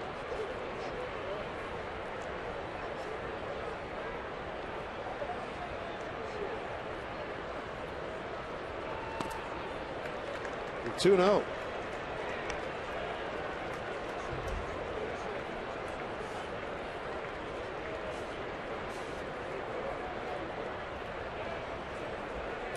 Good opportunity here for the Mariners. We'll see if Gray will give into him, give him a fastball. You have Cruz waiting on deck. Yeah, right to the shortstop. Simeon placed perfectly. That'll do it for the Mariners in the 5th. No runs, a hit, no errors, and a man left. 5 in the books and a 3-1 A's lead.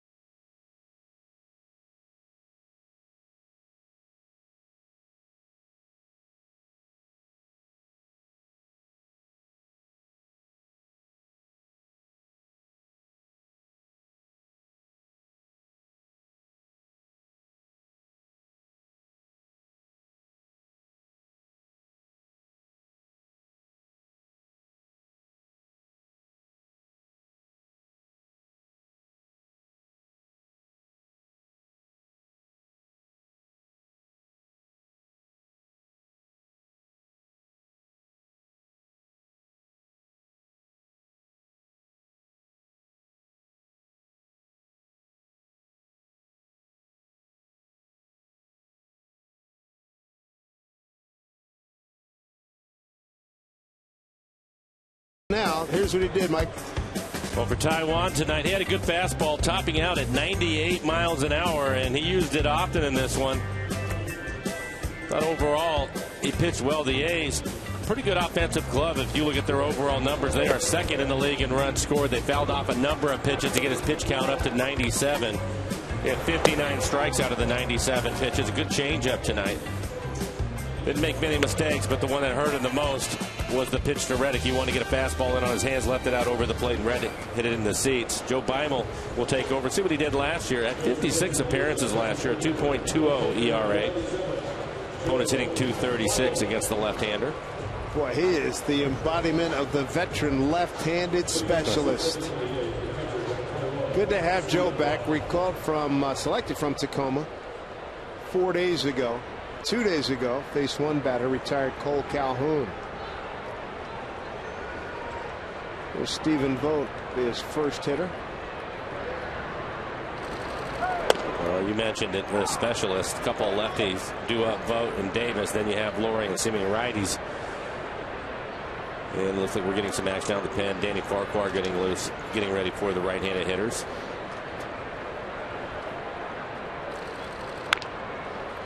A comebacker. Underhand flip.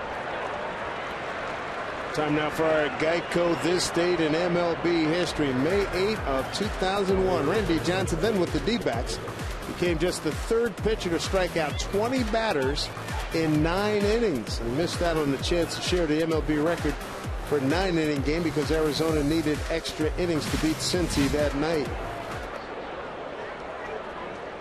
I played in a lot of games with Randy, and there were so many times I thought, you look, through the first 2-3 innings, I thought he would get to that 20 mark. Didn't happen until he was a Diamondback. Randy got to 19 Ks twice with the Mariners. Seager in the right spot. Throws out Ike Davis. Very economical inning so far from Mr. Beimel. Seems that he enjoys that. Is that Joe? Oh, yeah. Absolutely. What we see in Anaheim became a one pitch. Yeah. Good to have him back.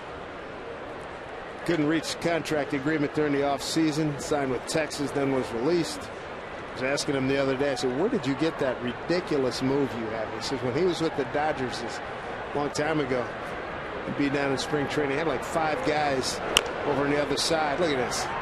That's going to get foul. Looking at every portion of his body, and that's how they honed it. Because he had that little bit of a lean, and then he said the way he stretched his arm out and then comes this way. It's like borderline. It is so fine line from balking. Are you surprised that you don't see, especially left-handed starters that don't have a better move? Because Joe's is exceptional. Obviously, he probably has the best one in this league. But it's just like when I talk about basketball. Why do most centers not have a sky hook? Well, a guy scored 40,000 points doing that. I mean, don't you go to school on that? I've often wondered. As we were saying, an economical inning for Mr. Beimel. 4 pitches. Joe B. getting some work done real quick. 3-1 A's.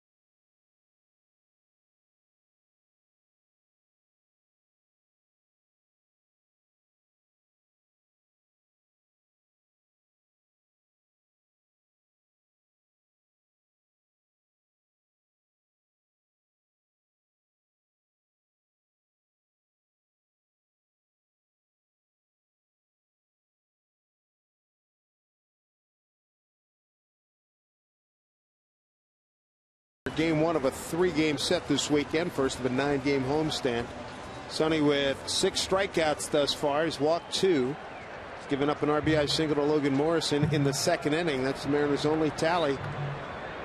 Nelson Cruz to lead it off here in the 6th. Seager and Morrison still to come. Shift on for Nelly.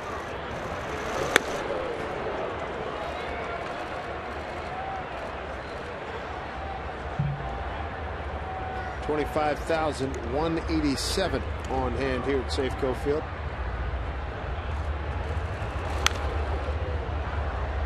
Quick 0-2 count to Cruz. He's grounded out and got an infield hit.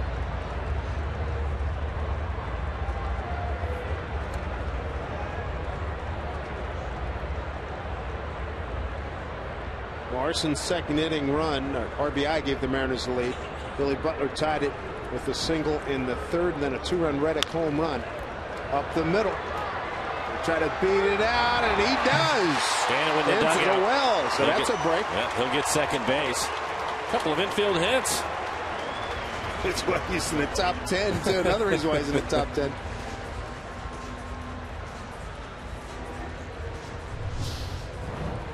Take a look at it. It's a breaking ball off the plate away, and he's doing everything he can just to get a piece of it. And the race is on. Once it gets past Gray on the mound, Sogard will come across. Probably shouldn't have thrown it. Ends up throwing it into the Mariner dugout. So that'll be an infield hit and an error on Sogard as Cruz will go to second. But 2 infield hits. We used to talking about him hitting the ball 450 feet. He hasn't got one out of the infield. He's 2 for 3. He'll take it. Take it. He's 10th in the league starting this evening. Kyle Seager a double and a foul out to Sogard. Tying run at the plate. Way upstairs. Mariners would love to make some hay on this homestand. 3 with the A's, 2 with the Padres, and 4 with the Red Sox. I think Kyle would like to see the breaking ball that ended up flying out to right his last time up with the bases loaded. It was one of the few mistakes that Sonny Gray has made, but he left it up and in the middle of the plate. Kyle was able to get the barrel to it. Okay. Heads up. Arson paying attention. Almost got hit by that flying bat. Kyle just missed hitting a home run. That would have been a grand slam for him. And Logan, there you go. Dude, seriously? Yeah. Take a look at it. Here comes the helicopter. Logan paying attention and decided Kyle probably needs a little more that stick-em on there. Mentioned the Red Sox coming to town. They were shut out at Toronto 7-0. Held to 2 hits.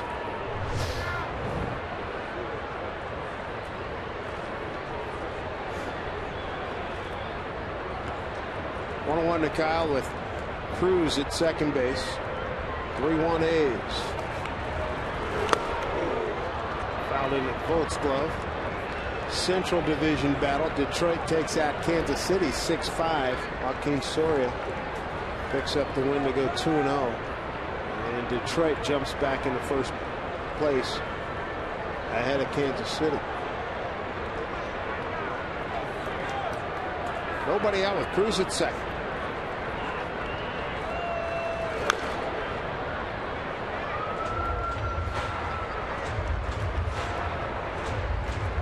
It's interesting with Kyle and watching him grow as a major league player.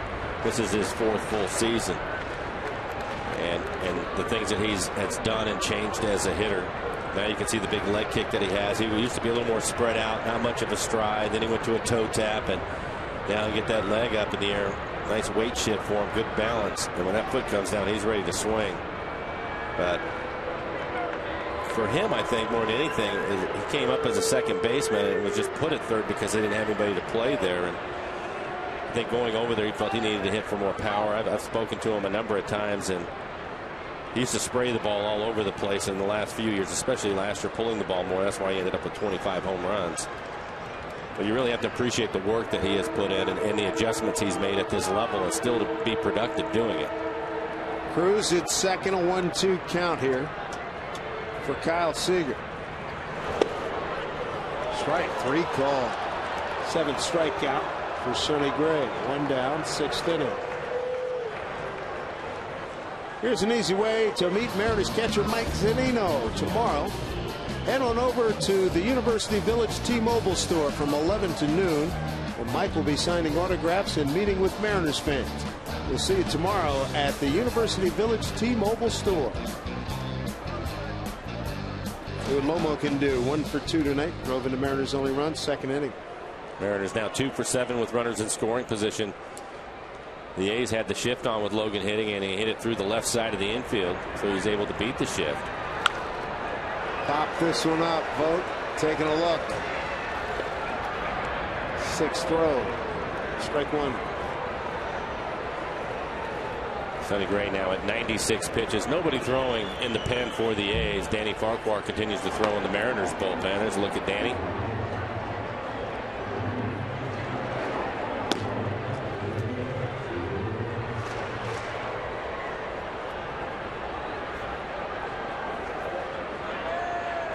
one on. Mariners down 2.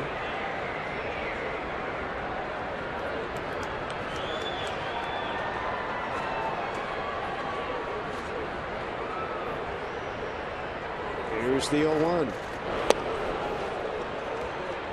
He has been really good with the off-speed pitch and the traditional fastball counts.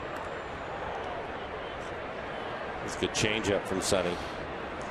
Again, he's changed things too. For him, he used to be fastball, curveball, mixing in more sliders and using his changeup a little bit more. Had to throw it probably a little bit more tonight just because of all the left-handed hitters in the lineup. Nice job by Vogt. That was a slider, trying to throw it at his back foot.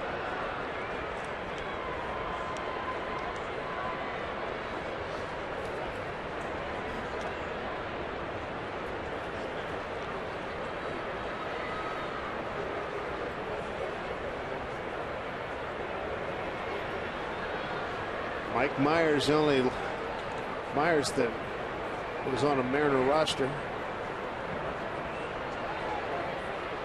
As we go around the league, we'll see a lot of Cruz and Felix Hernandez shirts, that's for sure. Strike 3 called. Pinpoint. 2 fastballs, the one to Kyle at the knees, and then that last one right on the corner and at the knees. Take a look at this last fastball, 94 miles an hour. Perfect pitch.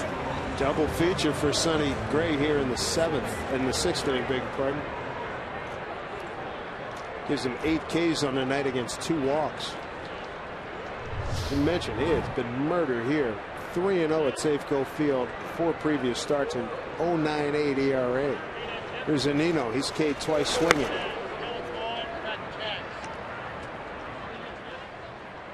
Scribner starting to get loose for the A's. 100 pitches now for Sonny Gray. Again, in his last outing, he threw 119. That's a season high for him.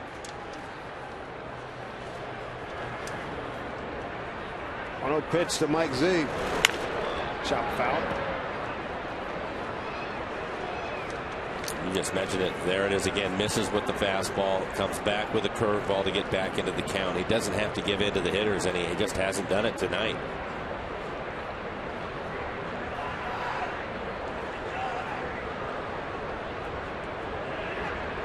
Angels trying to put Houston away. 2-0. Top 8 in Anaheim. 1-2.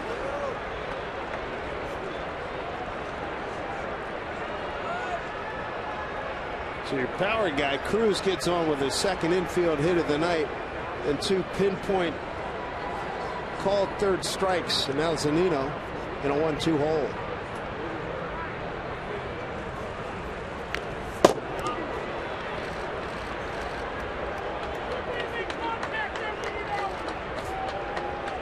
We start talking about top 10 pitchers in the American League. This kid's in it.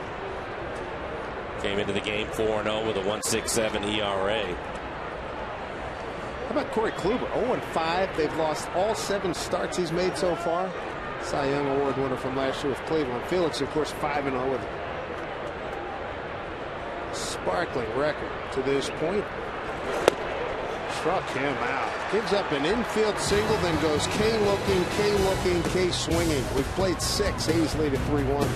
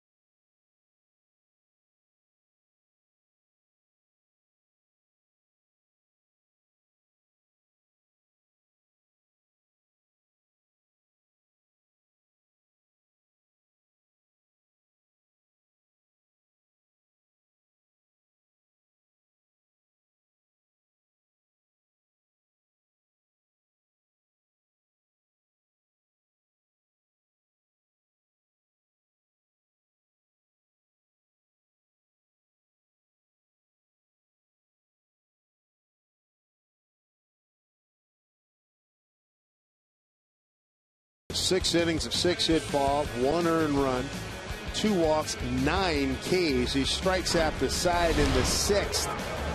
And he is not giving in to these Mariner hitters. Traditional fastball counts. He's been throwing very, very effective breaking balls. Guys down the dugout probably talking about it and saying that he's basically pitching backwards in counts. And you can see when he gets ahead of them, that's when he paints the fastball at 94, 95.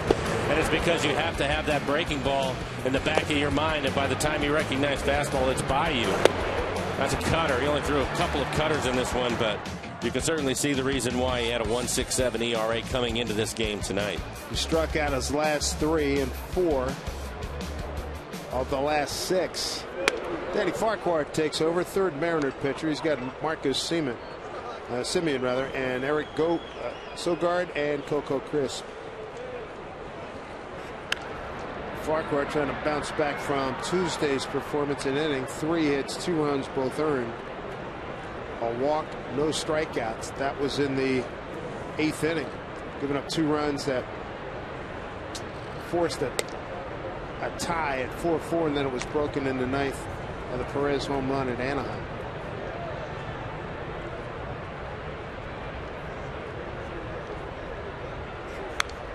Well, for the Mariners right now, they have to hope that Sonny Gray is done. He's up over 100 pitches. Again, he threw 119 in his last outing. The bullpen has sat down for the A's. We'll see what happens when an out is made. Typically, those guys will sit down until there's an out or two. They were probably ready to go. But that would be good news for the Mariners if they're able to get him out of the ball game. And it looks like he probably is. Typically, they'll be sitting on the bench, but that's Sonny with his hat off talking to the catcher. Vote. So I would guess he's probably done. It's amazing how good his numbers are here at Safeco Field. 3-0 with an 0.98 entering tonight. At Oakland against the Mariners in 4 starts, 1-1 with a 3.55. 3-2 pitch, swing on a miss, tag applied by Zunino. 1 away. 1 out here in the top of the 7th. Improve on your bus percentage. Riding's easy. Just ask our rider's guide. Available at soundtransit.org.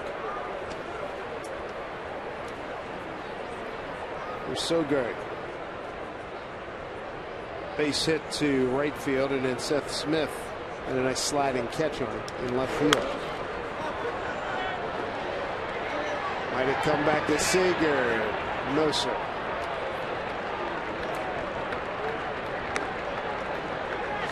When Sogard was stepping in before he swung at that pitch, you could see in the background Andy Van Slyke moving Seth Smith around in the outfield, and they wanted to bring him in closer to the line. Danny Farquhar this year, his 13th appearance, ERA just over 5.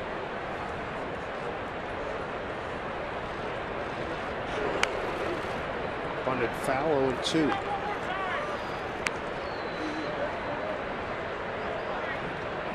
And we are getting action out in the pen for the A's again.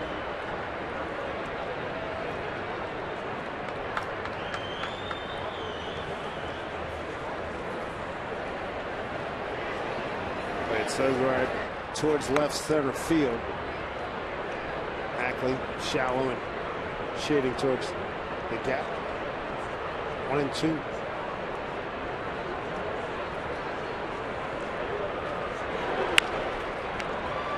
Easy play for Danny. Flips to Morrison, 2 down.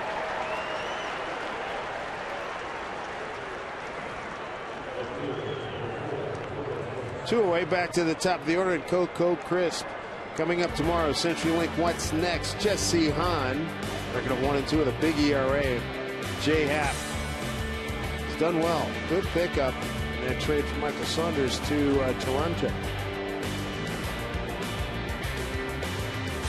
Toronto shutting out Boston 7-0. Saunders did not play in that game. Smoke came in as a defensive replacement. Ball 1. Here's Jay.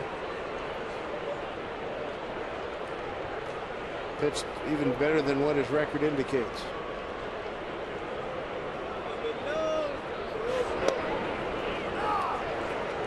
1-1 to Coco Crisp. Farquhar, one of the fastest workers out of anybody's pen in the league. Good pitch, 1-2. Joe Bynum pitches scoreless sixth. He used 4 pitches.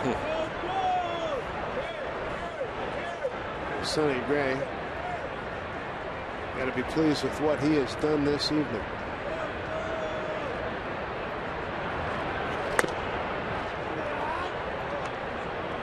It's a good fastball from Danny. Haven't seen his 4-seam fastball in the 95-mile-an-hour area. It's a good one if they're up out of the zone, but still 95 miles an hour. Also throw a cutter. It'll be 89 to 91 miles an hour, and a really good 12-6 curveball from Danny. An occasional changeup.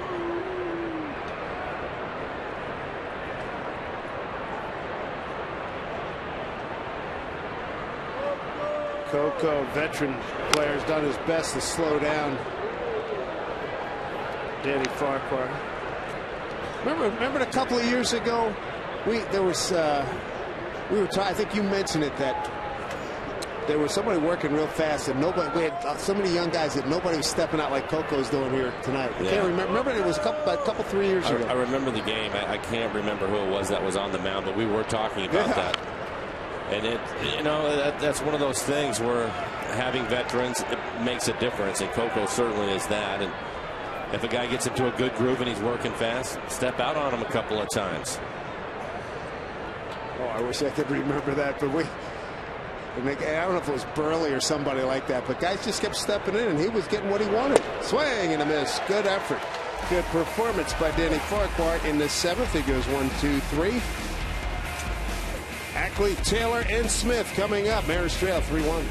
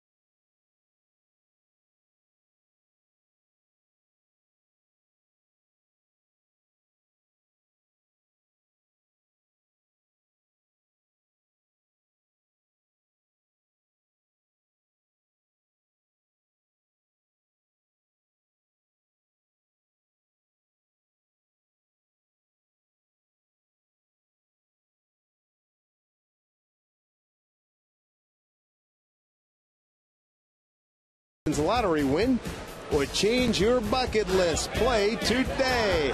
Let's watch these guys in work, huh? Always a lot of laughs. Get fresh fish over at the market. Big tourist attraction as we look at Evan Scribner taking over on the mound for the Athletics. He has really pitched well for the A's this year. A 1.10 ERA, 18 strikeouts and 16 in the third. He's only walked 2 batters. Opponent's average against 161.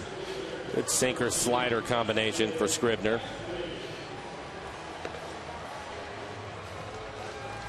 It's a ball club that has to do without Sean Doolittle trying to work his way back in from an injury. That hurts their bullpen, as does the shoulder injury to Eric O'Flaherty, the former Mariner.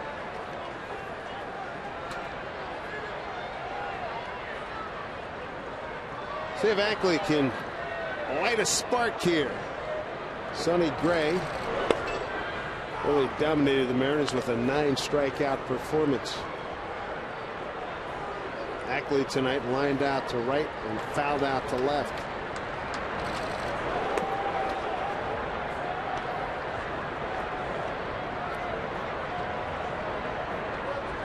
Scribner in his 4th year with the Athletics. 1-1 pitch. Bounce foul. A couple of slow curveballs at 71 miles an hour.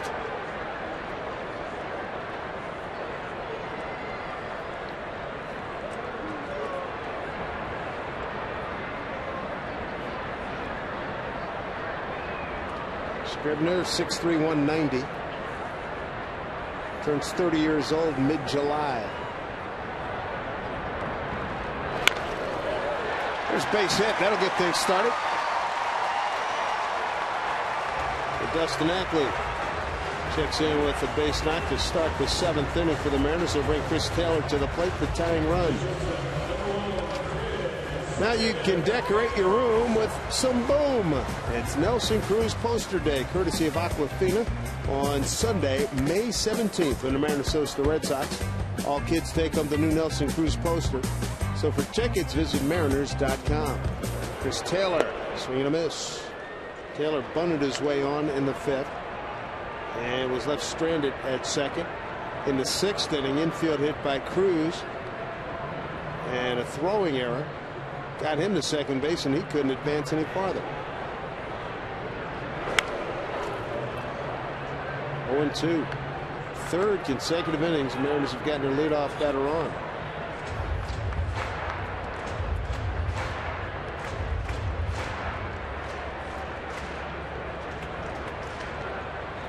And 2 here to Taylor.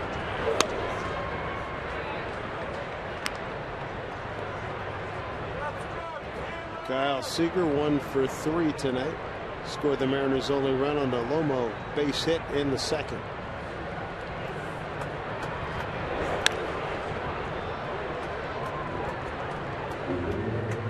Scribner, 6'3", 190. He's out of New Milford, Connecticut. Lives in Washington Depot, Connecticut. Claimed off of waivers from the Padres in October of 2011. Swing and a miss. The 10th Mariner hitter to strike out.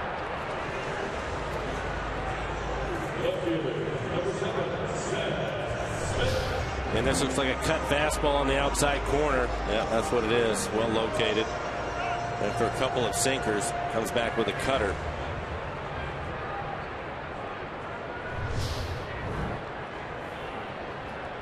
One away, back to the top of the order. Seth Smith, 1 for 3. Infield hit back in the 3rd.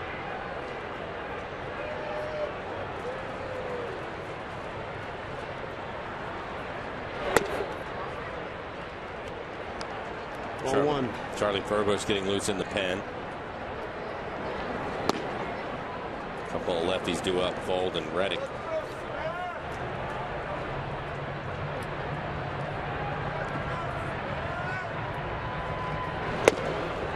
One.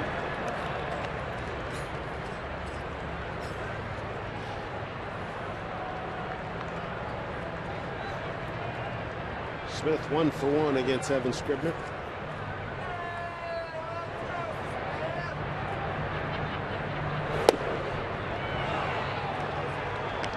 Strike 2.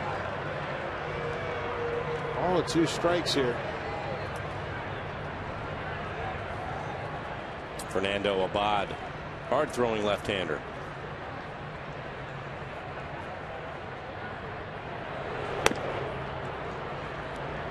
Two and 2.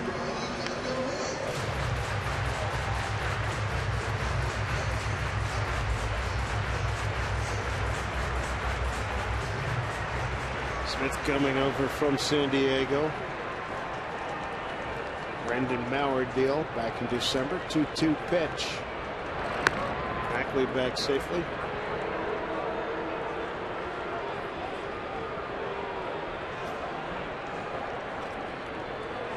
Scribner 1-0 in 13 games, a 4.63 ERA with the A's last year.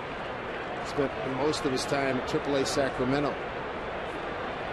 2-2. And Ackley takes off. Throw by Vogt. It is not in time. And woo, that was scary. We talk about it all the time with the middle infielders on this play. You see it at this level quite a bit. We'll take a look at the slide, but Duss will end up coming off of the bag, and Simeon, the shortstop, picks it If he stays with the play and puts the tag right about there back on the base runner, which is Ackley, he probably gets him called out because his foot will come off the base, able to reach back around and get his hand on the base before Simeon's able to tag him. And it's one of the things I talked to Chris Woodward, who works with the infielders for the Mariners, about, and he said they talk about it all the time. He wants them to stay with the play for that reason, so the Mariners catch a break. 3-2 to Seth Smith. And time called. The Mariners tonight 2 for 9 with runners in scoring position.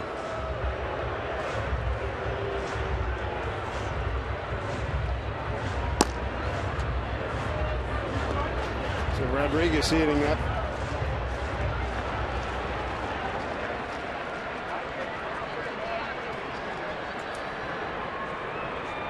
Pitch swung on it, fouled into the glove of Vogt. Seth Smith gone. That's the 11th strikeout of a Mariner hitter tonight.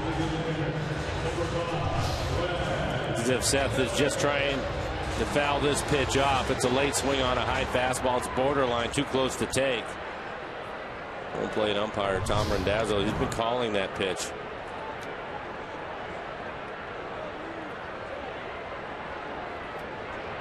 Brad Miller 0 for 2 with a walk.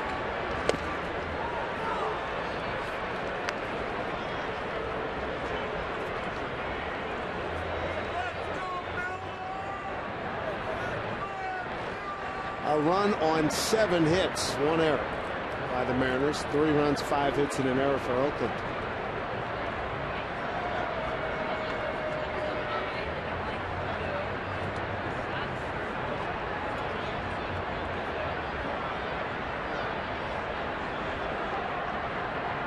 Two outs. Miller representing the tying run. Breaking ball in there for strike 0-2.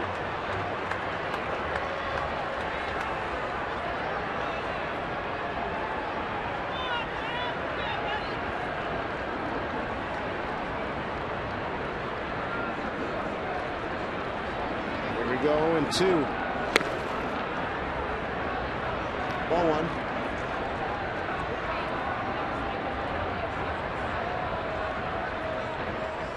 Miller can keep it going. You got Cano on deck with Cruz behind him. 1-2. Count evens at 2-2.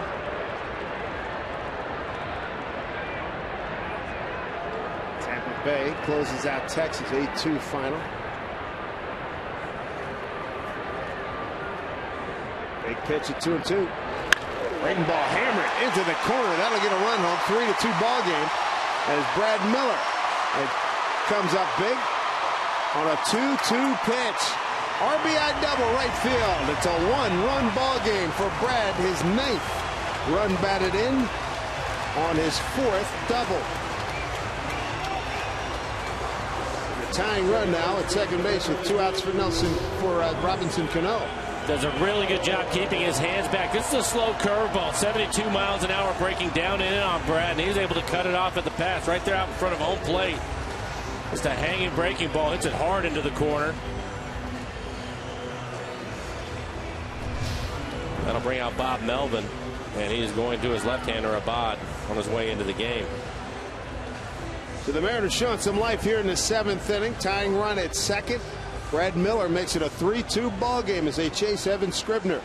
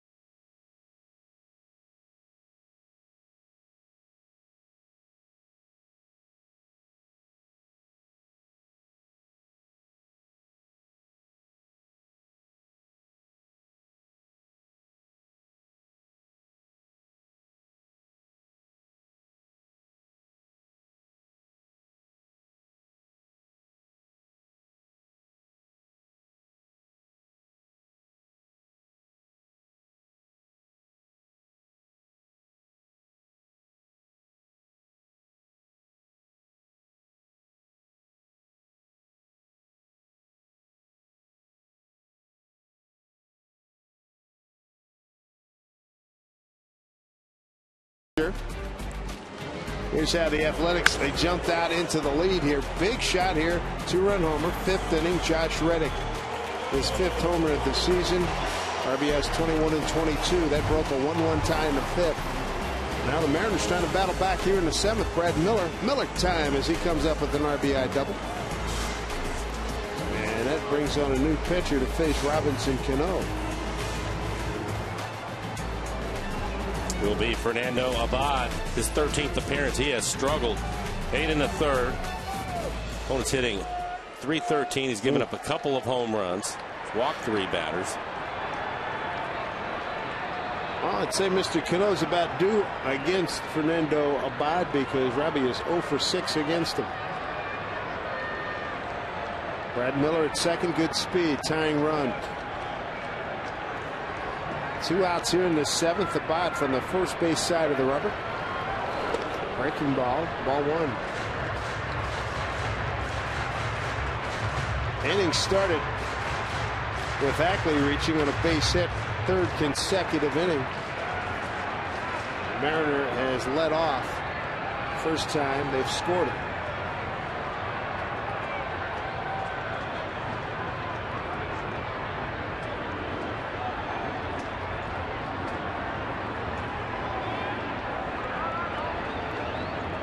To Cano. Way out front. He's been susceptible to that off-speed pitch tonight. I think after Abad missed with the first curveball, Robbie thinking he was going to get a fastball, and Abad has a good fastball. And he comes right back with another curveball. 2 curveballs in a row. Miller getting the lead. Not a big lead at second. 1-1 pitch. Ball and 2 strikes.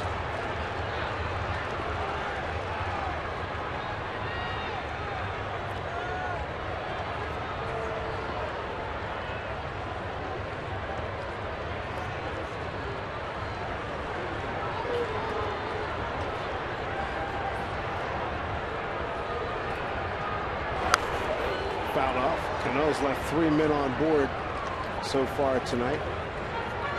Seager's left 4 on. Zunino's left 2. Made a big base hit.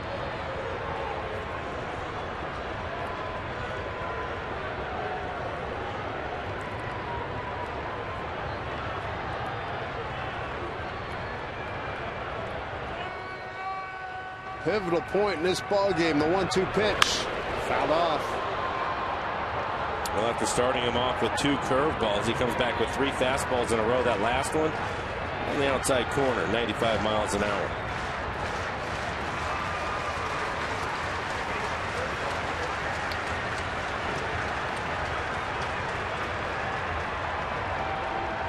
A lot of green out there for Robbie. Abad with the 1-2. Pulled down the line. Fair ball. That'll tie the game. Cano will dig for second and get there. Then RBI double. New ball game at 3-3 here in the 7th.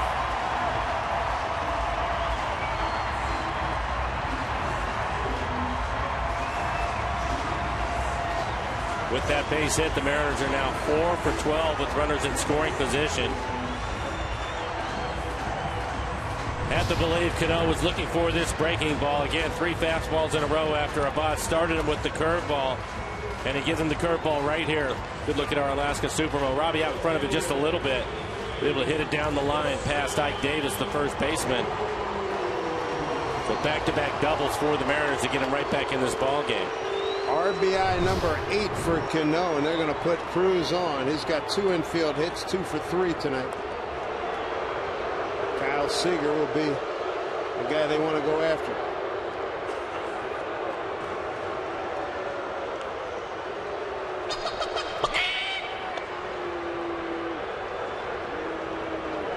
Kyle's 1 for 3 tonight. He's had a double his first time up and scored the Mariners' first run.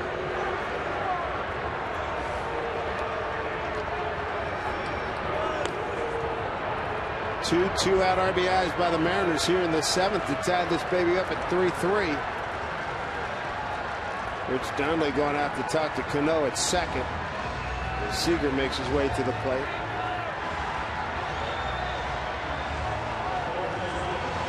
Inning started with Ackley, base hit to right. Taylor struck out. Smith struck out.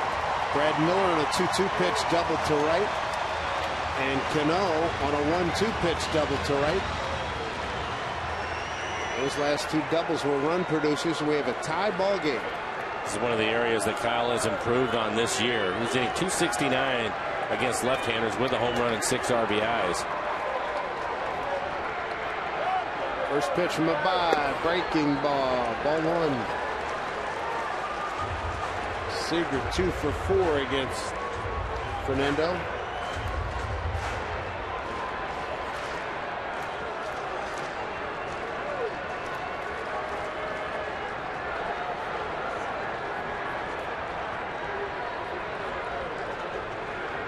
Cano and Cruz aboard. Breaking ball. That's in there for a strike. 1-1.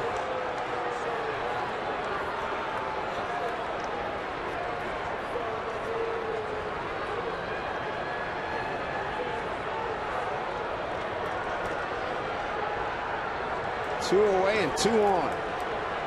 1-1 to Seager. Chop foul.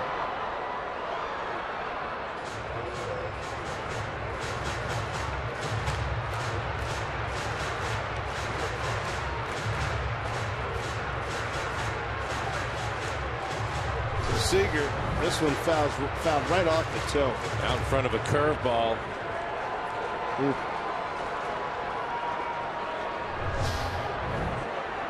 Three curveballs in a row to Kyle. 2 out RBIs here. Looking for another one. 1-2 pitch from Abad. Outside. Both with a nice play. 2-2.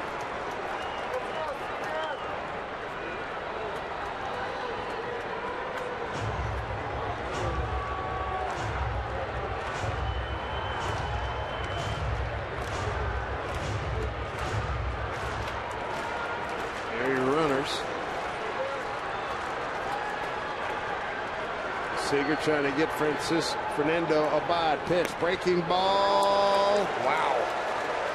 Full count. 5 curveballs in a row to Kyle. This one a little bit down and off the outside corner. Kyle able to lay off of it. Here we go. Pay it off right here. 3-2. Abad from La Romana in the Dominican Republic. Same hometown as Fernando Rodney. 3-2 to Seager. Runners go. Breaking ball. Strike 3 call. 2 runs on 3 hits, no errors, 2 left. New ball game at 3-3.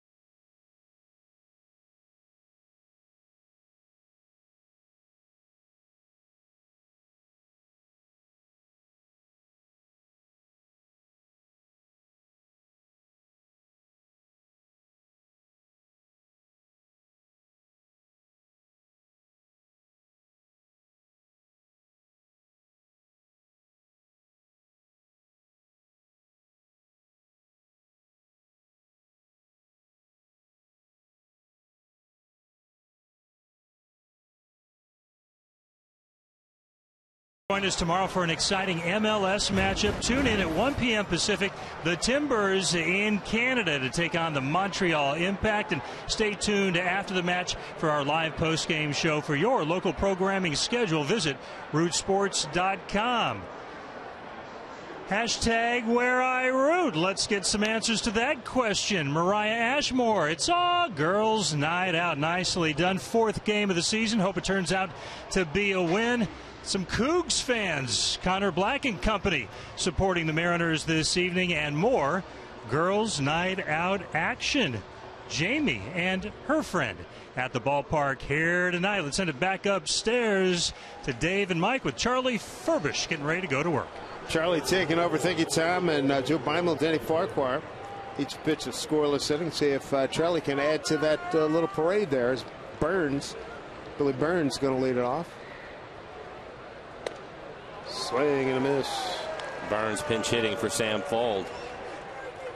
Want to keep him off the bases. He can fly.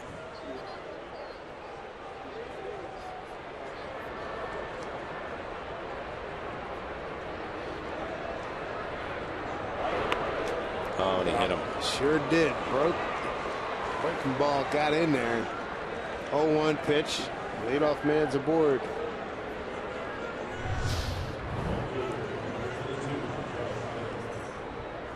See if it hits him in the back foot. And it does. Charlie likes to throw his breaking ball to the right-handers right in that area. Try to get him to swing over the top of it as you look at Mark Lowe getting loose in the pen. So Charlie is going to have to keep Burns close over it first. Give Zunino a chance to throw him out. Seager in on the grass, a step for Reddick, who hit a 2-run homer back in the 5th. That was his last plate appearance. Strike one.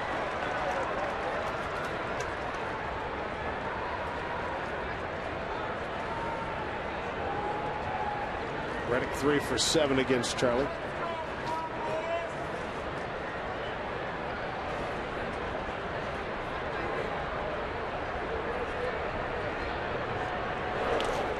Gets through Zunino. Runner's going to advance.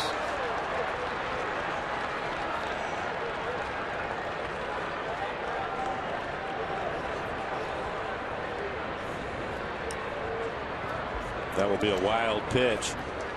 Breaking ball in the dirt. Let's see if Charlie now can keep the ball away from Reddick. Reddick's going to try to pull the ball with nobody out and a runner at second as we take a look at Mike. Right off the side of his glove. A wild pitch. A's have the go-ahead run at second. Charges this one up pretty good. Ackley going way back on the track. Makes the catch. Tagging his Burns. Gets the third easily. One away. With a runner at third for Billy Butler. Follow the Mariners all season long with MLB.com at bat, the #1 app for live baseball. At Bat is the up to the moment app with in-game highlights, live look-ins, replay reviews, radio broadcasts, statcast, and more. So get MLB.com at bat for your smartphone or tablet. Whoa! Intentional walk, and Charlie must throw it away.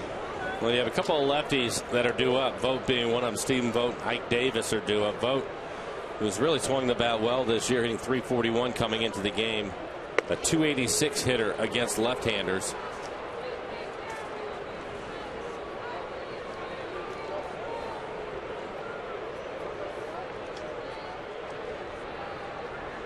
Ball 3.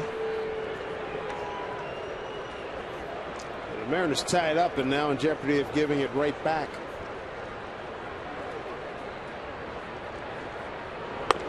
Vogt 0 for 3 against Charlie.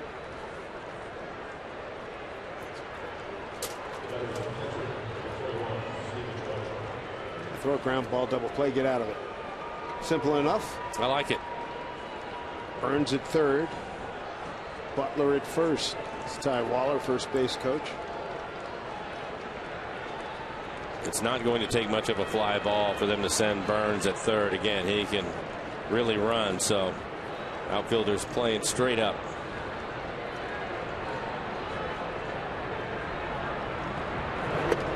Bender, strike one.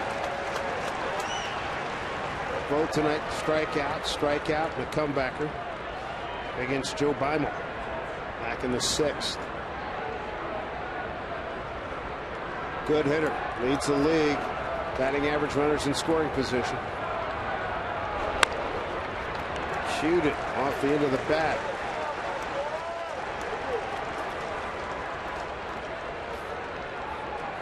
Charlie quickly ahead, 0-2. He can waste a fastball up out of the zone to see if he can chase it, or maybe even throw that same breaking ball again. That last one was down out of the strike zone, though barely getting a piece of it. Vogt having a good year. .520 batting average, runners in scoring position. Charlie, though, right now ahead 0-2.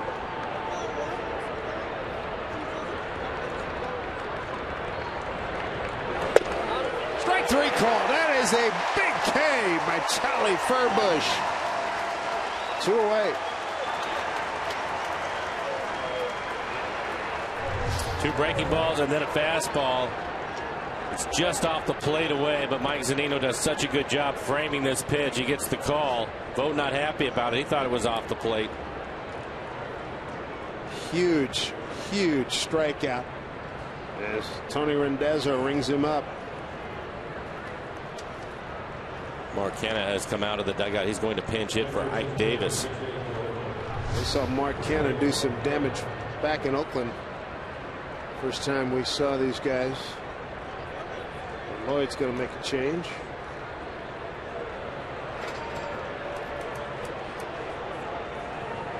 So Charlie, it's a huge strikeout. Mark Canha has been announced, and Mark Lowe, they're going to bring him on as Lloyd plays mix and match. Try to get the 3rd out here in the 8th inning.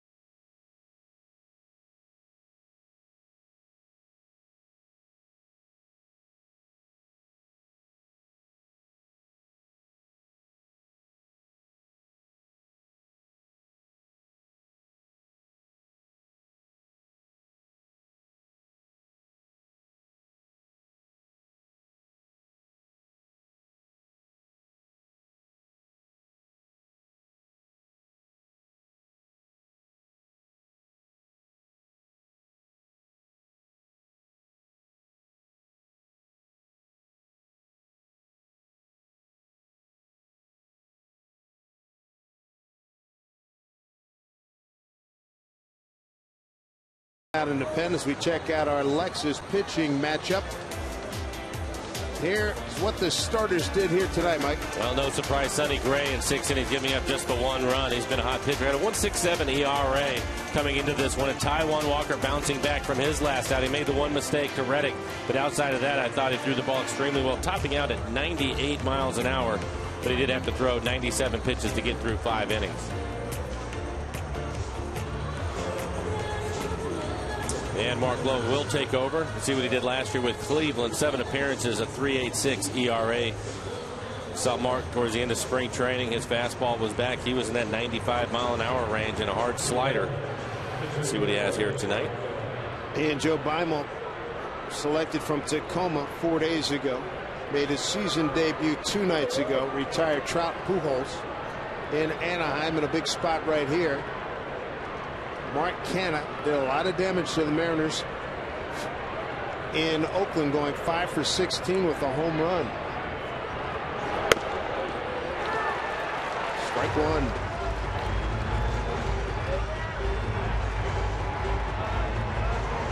Canha pinch hitting for Ike Davis.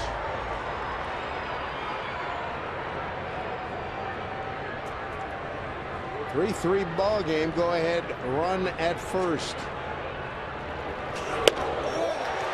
Good heat at 96. Mark said we've been throwing a good 2-seamer to 4-seamer and a slider. He's abandoned the changeup.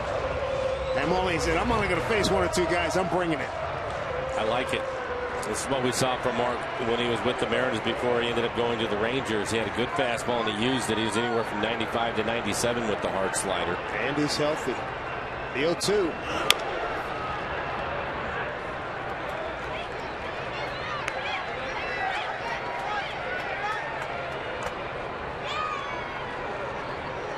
Strike away from quelling this threat by the Athletics here in the 8th inning in a 3-3 game. Mariners rallied to get 2 in the home 7th. Back-to-back 2-out doubles by Miller and Cano. Here's the 0-2 to Canna. Pitch down to third. Seager. Easy way to Cano, and Mark Lowe in the bullpen gets it done here in the 8th inning. Coming up for the Mariners in the home 8th, Logan Morrison, Mike Zunino, and Dustin Ackley.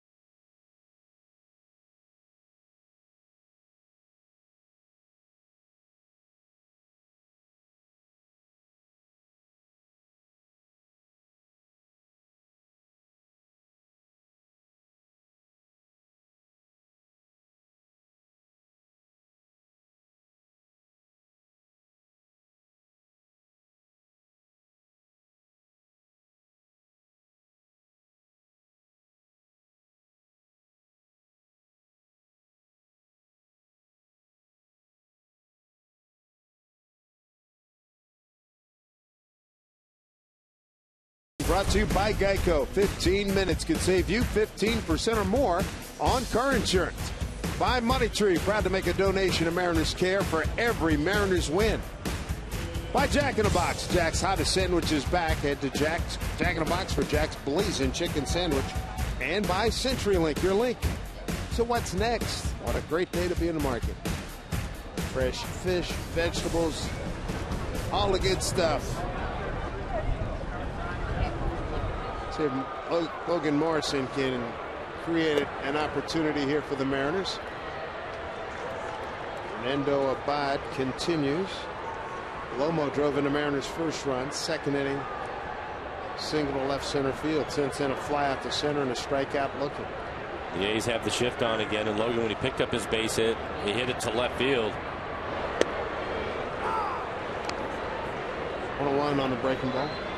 Fernando Rodney starting to play catch out in the Mariners bullpen.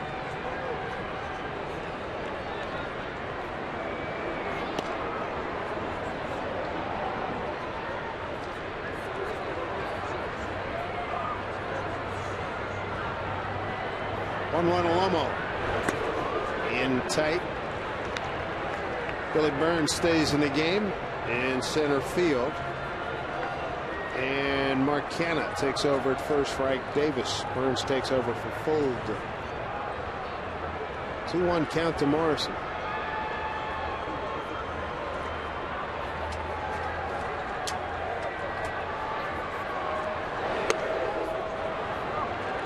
And 1.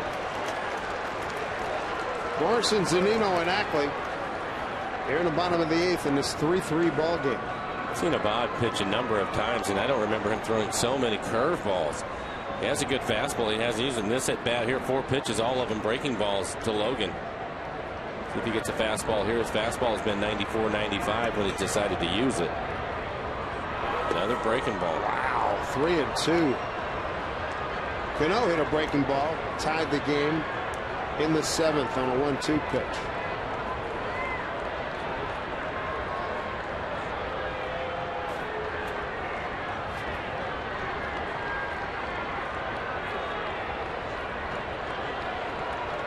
Three-2 pitch. Oof, off a vote. See that fastball in our EQC tracer right in the middle of the plate at 93 miles an hour.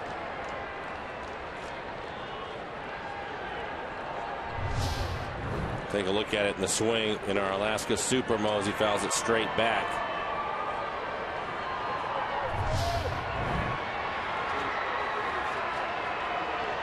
Three balls, 2 strikes to Morrison. Off-speed pitch, bounce to Canna. Flips to Abad, and he wins the race. One away.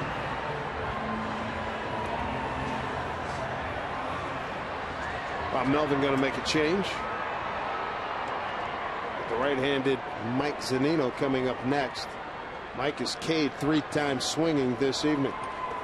The pitching change. We'll step aside. Be right back to Safeco Field after this.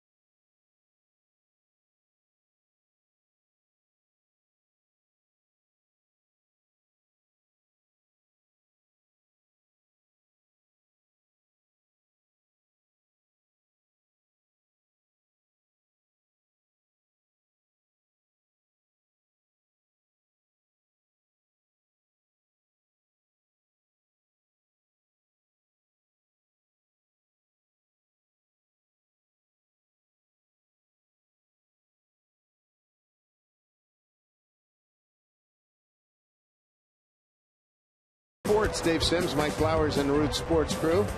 Coming up tomorrow, game 2 of this set with the Athletics. Our CenturyLink What's Next. Jesse Hahn will face off against Jay Happ.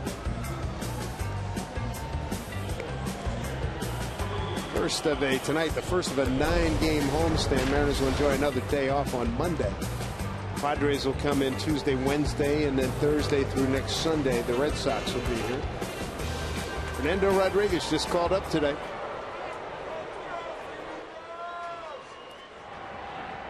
Rodriguez, the 4th pitcher tonight used by Bob Melvin.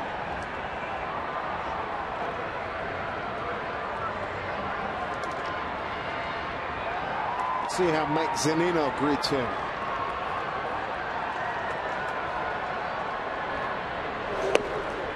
Strike 1.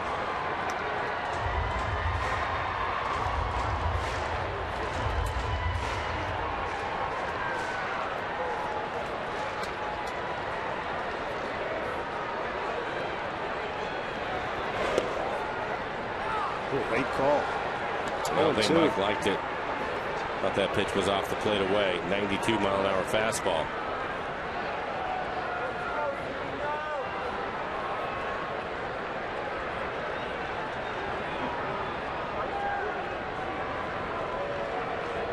And Rodney ready to pitch in the 9th inning. 0-2 to Mike. Struck him out. 3 pitches. There's Webb back and beat him with 94. Sombrero night for Zunino with 4 Ks. All fastballs, all of them on the outside corner. That one is best one at 94 miles an hour. Bring it back. Lee Dustin is 1 for 3 tonight. Scored a run.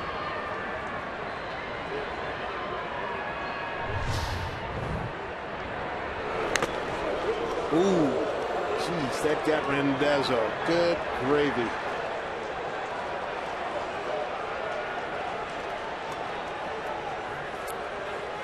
Mariner trainer Rick Griffin making a trip.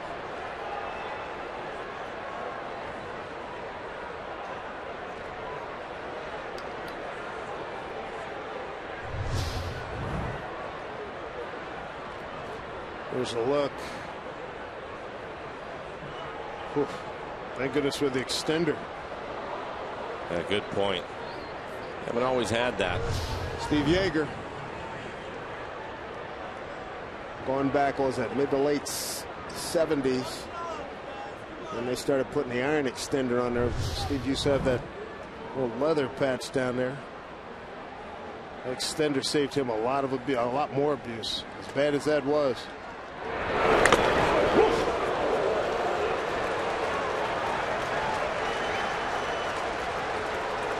Johnny can take a punch. That was a pretty good one.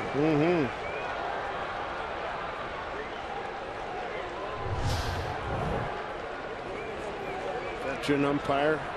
Been around for a while. 2 outs, nobody on. 0-1 pitch to Ackley.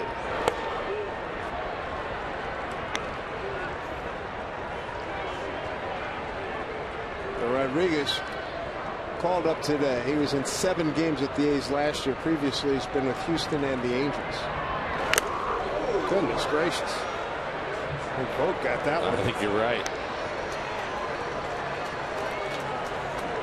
Occupational hazard. All fastballs so far from Rodriguez. Fastballs to Zunino, and now 3 fastballs to Dustin. And nothing OSHA can do for you.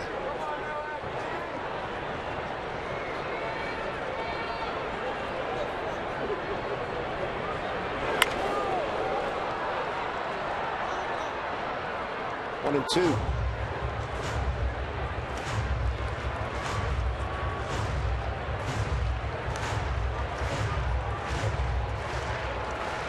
Rodriguez out of El Paso, Texas, 30 years old. Check, swing, pop up.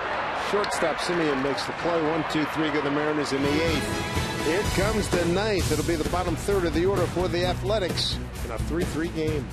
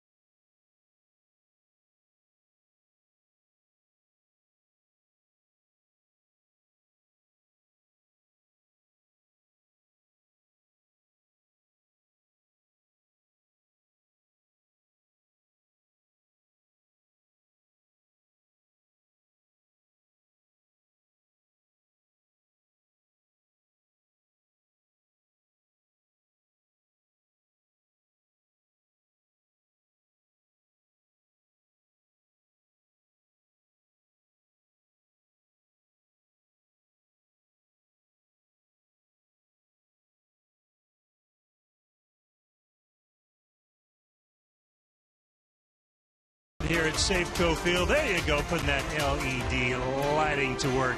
Nicely done. Welcome back to Safeco Field. Hey, by the way, thanks for all the hashtag Where I Root photos you sent in tonight. Keep them coming. We'll have more heading your direction in the postgame show, and keep them coming throughout this 9-game homestand. We would love to know where you are rooting the Mariners on from. Hey, stick around. Coming up on Mariners postgame presented by Delta Airlines, we'll get postgame reaction from the skipper Lloyd McClendon. We're going to break down Taijuan Walker's start, how he did with runners on base, how he did when the bases were empty. We will compare and contrast, and Jen Mueller, as always, seeing what the players have to say from the Mariners clubhouse. All that and more coming your way on Mariners postgame as we send it upstairs to Dave and Mike. All right, Tom, thank you very much. The Fernando Rodney experience with the light show. You like it? I liked it. It's very good. For Rodney, 8 saves on the year. This is not a save opportunity for him. 11 strikeouts and 11 in the third innings that he's pitched. Has 7 walks. Want to stay away from the walks right here. Opponent's hitting 279 against it. For Rodney, good fastball. He'll be anywhere from 93 to 97 miles an hour with that great changeup. Right around 81, 82. Been very solid in his last 4 or 5 outings. He's been very good. And his fastball has been with him. Again, he's been in the mid-90s. At times, 97. Brett Laurie 1 for 5 against him. First pitch, strike. Starts him off with the changeup. 7, 8, 9 in the order. Laurie, Marcus Semien, and Eric Sogard. 3-3 game. Mariners tied it with 2 in the bottom of the 7th. Two out RBI doubles by Miller and Cano. That misses. 1-1.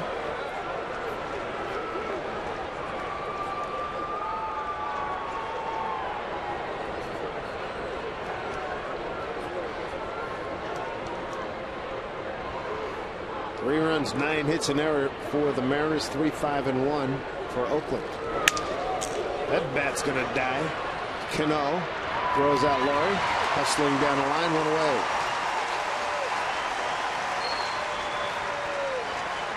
Good fastball in on his hands, 95 miles an hour. We'll take a look at it as he shatters his bat. He'll get the fastball in there.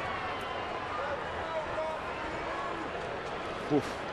And a good decision by Logan Morrison. He took a step, started towards that ground ball. That would have been a pretty good race with Laurie running down the line, who can run. Logan decided to let Cano have it. I think that was a smart play by Morrison at first. Strike 1 to Semien, who's 0 for 3. Laurie with that ground out now 0 for 4. A's closer Tyler Clippard getting loose in the pen.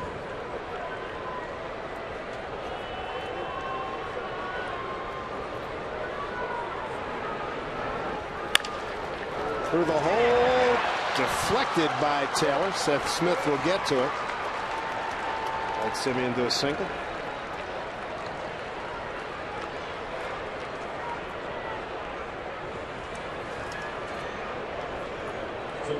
Go ahead and run it first. Brings up Eric Sogard. 2 for 4 against Rodney.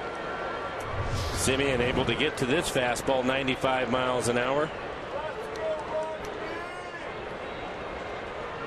See the effort by Chris Taylor as it goes off the end of his glove. The A's 7th in the league in stolen bases. Semien has good speed at first. Semien 4 for 4 in base stealing. Best on the ball club.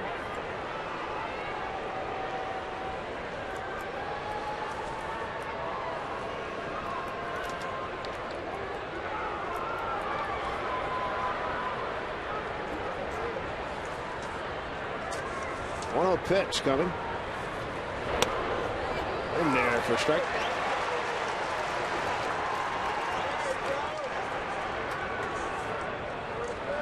Sogard 2 for 4 against Rodney.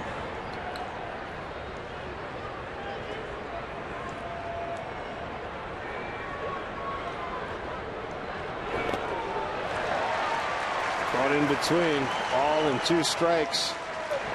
Beimel scoreless inning, Farquhar scoreless inning, Furbush 2/3 scoreless inning, and Mark Lowe scoreless 1/3 of an inning. Nice job by the bullpen.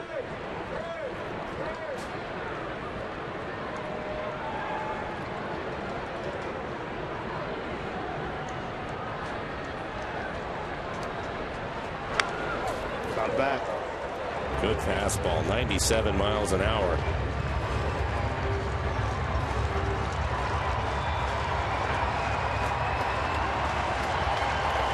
Rodney, the fifth reliever. Two relievers left. You have Carson Smith and Tom Wilhelmsen, who was activated from the disabled list, are still out in the pen.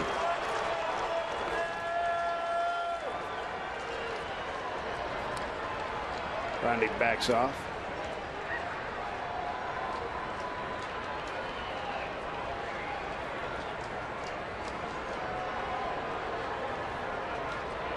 Time called again.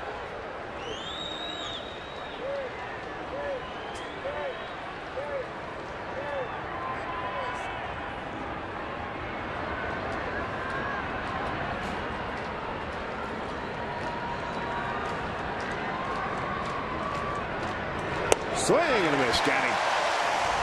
Great changeup right at the bottom of the strike zone.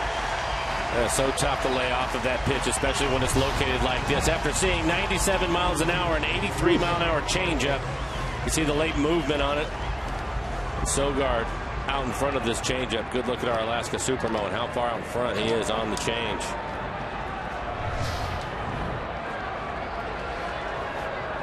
Two outs, man aboard.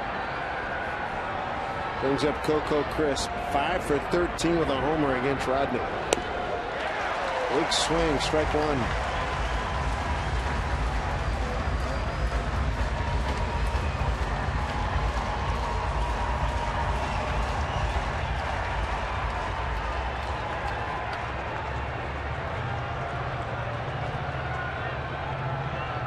A 1 pitch.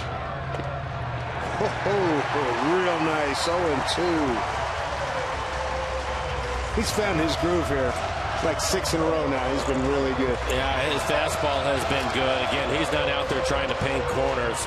It's an overpowering, dominant fastball, but I think the biggest thing is his changeup. His location with his changeup has been so good.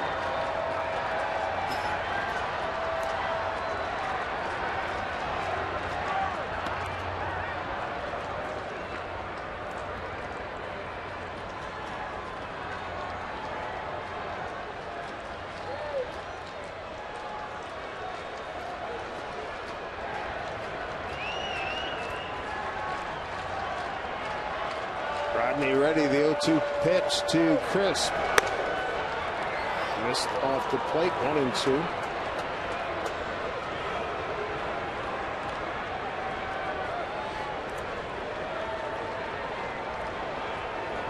A little bit surprised that Simeon hasn't tried to steal yet. Even a glimmer. Here's the 1-2 pitch. Strike 3 called. If you didn't turn your caps to 10 o'clock, you should do so now. That was a beauty. Couple of strikeouts for Fernando Rodney. To the home ninth we go with a chance to win it right here. Chris Taylor, Seth Smith, and Brad Miller.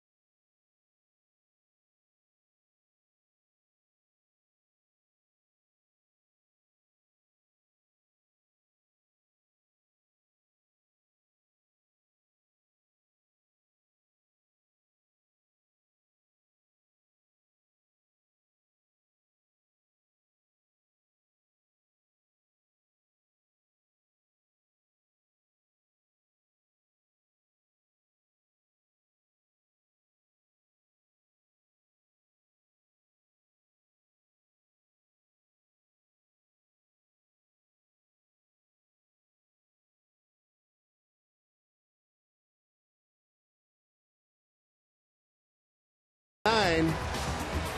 Mariners opening up a 9-game homestand here. A's, Padres, and Red Sox coming to town, and let this be a good first step. Let's see if they can get a run here and win it in the 9th. Rodriguez will stay in the game for the A's. You have Taylor, the number 9 hitter, leading things off, and it's 3 lefties after that. Smith, Miller, and Cano. The A's with just 1 left-hander in the pen, and they burned him. That was a bod. Taylor fouls off the first pitch. Chris tonight, 2 strikeouts, and in between he bunted his way on in the 5th, but they couldn't score him. Mariners took a 1-0 lead in the 2nd. RBI by Morrison. Here's the 0-1. Fly ball, left center field. Pretty good carry. Going back on the track is Burns to make the catch. Pretty good ride. A little more oomph.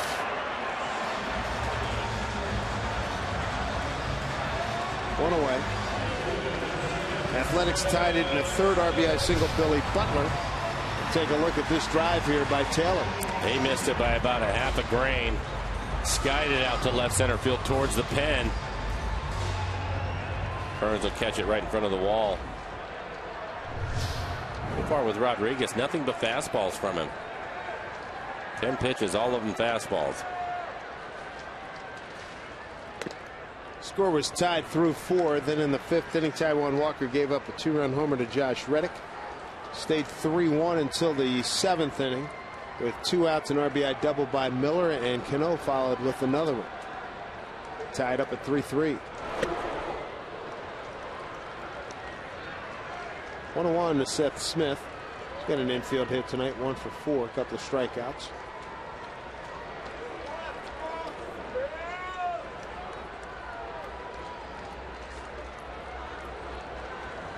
Shift on against Seth. 1-1 pitch. And a real good swing at that fastball. Rodriguez has good movement to it. He'll try to run it off the outside corner to the left-handed hitters.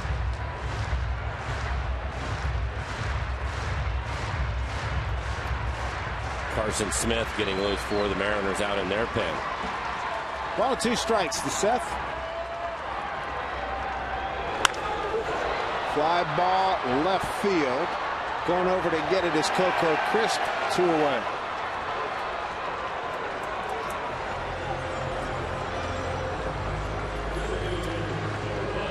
I'll bring up the DH tonight, Brad Miller. Brad so far tonight 1 for 3, reached on a walk and then hit a double and drove in a run back in the 7th inning. He also scored.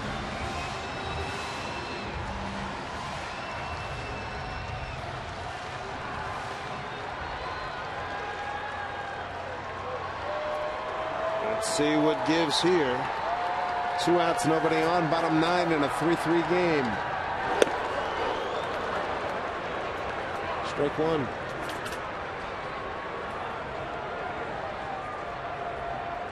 Carson Smith at the ready.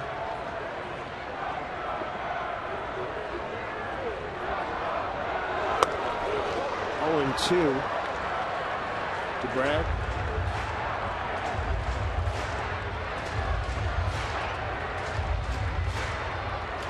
Mariners have out hit Oakland 9-6. 0-2 pitch. 3 pitches. He got him, and we're going to extra innings. 10th inning coming up. 3-3 ball game here at Safeco Field.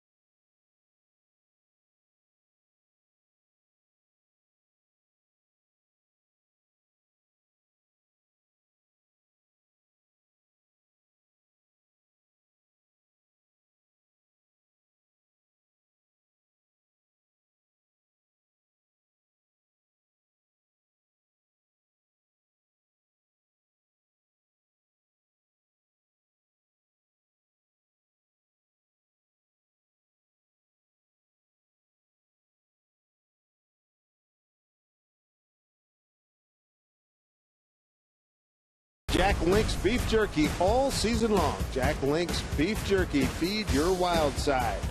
Extra innings where the Mariners are 2-3. The A's are 0-4. Dave Sims, Mike Flowers, Root Sports Crews. We recap how we got to this point. The scoring started in the second inning. How about Logan Morrison here? Logan going the other way against the shift. Was able to drive in Kyle Seager after Kyle had doubled. So that's in the bottom of the second. Taking now to the top of the third.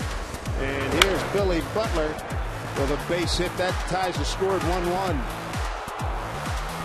Cruz was probably going to have a shot at the runner at third, but he bobbled coming up. So Billy ties it. How about this one, right? Taijuan Walker gives up a 2-run bomb here to Josh Reddick. One of the hot hitters for the A's came into the game hitting .354. That's his 5th home run of the year. That's a 2-run homer for Reddick. So the A's go up 3-1. Something you like to see in the 7th. 2-out RBIs. Here's Brad Miller. Puts this one into the right field corner. That scores Ackley. And then the next hitter is Robinson Cano. Take a look at Robbie. Hits it right down the line. Ike Davis diving for it, not able to get to it. So back-to-back doubles as Miller comes around to score and tie up the ball game. Bullpen tonight has been outstanding. Baimo, Farquhar, Furbush, Lowe, Fernando Rodney. See if the Mariners can get her a birthday gift. So the Mariners will move into the 10th. Their 6th extra inning game. That leads the American League in extra innings. The Mariners are 2-3 so far. For the A's, this will be their 5th extra inning games. They are 0-4. Carson Smith, his 15th appearance, a 1.42 ERA, 14 strikeouts and 12 2/3. Ball 1 to his first hitter, Billy Burns. Let's see what the Mariners bullpen has done tonight. 4+, a hit, a walk, and 5 strikeouts. Really pitched well. For Carson, good fastball. He'll be 93 to 95 miles an hour with a hard slider. He took the loss in Wednesday night's game. Gave up the RBI single to right to Johnny Giavotella. So Burns, Reddick, and Butler 2, 3, 4 in the order for the Athletics. A's come in having lost 3 of 4 at Minnesota. Mariners coming off a 4-6 road trip.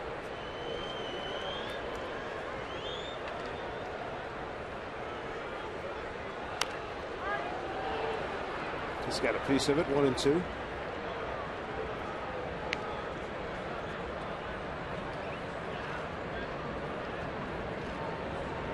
Only reliever left in the pen for the Mariners is Tom Wilhelmsen.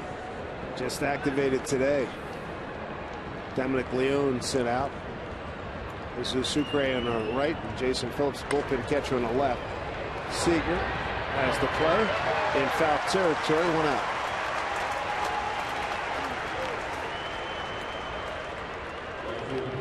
Good crowd of 25,187. Still a great showing out at the Penn ladies night. And here's the Mariners open up. Nice homestand. Josh Reddick, 2-run homer in the 5th. 1 for 4 night for him. That home run is 5th of the season. Strike 1.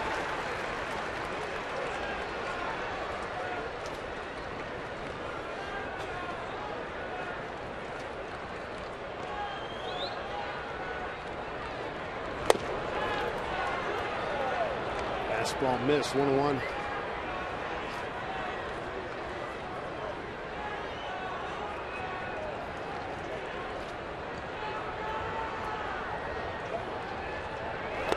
One pitch bounced up there. Reddick's best year in the big leagues with the A's back in 2012. 32 home runs, 85 runs batted in. He hit .242.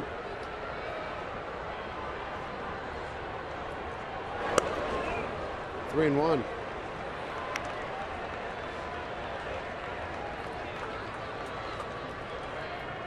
Billy Butler on deck.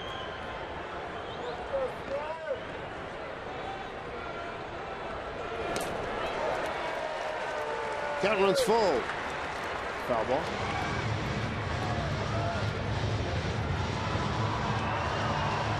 Mariners in the bottom of the 10th will have the heart of their order. 3, 4, 5, Cano, Cruz, and Seager. First things first, 3-2 pitch, bounced foul to Logan Morrison.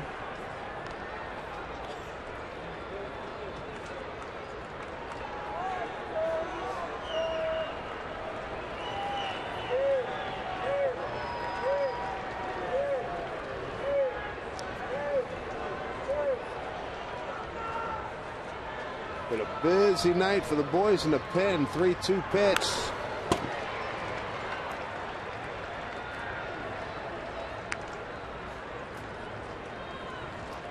Eighth pitch coming up.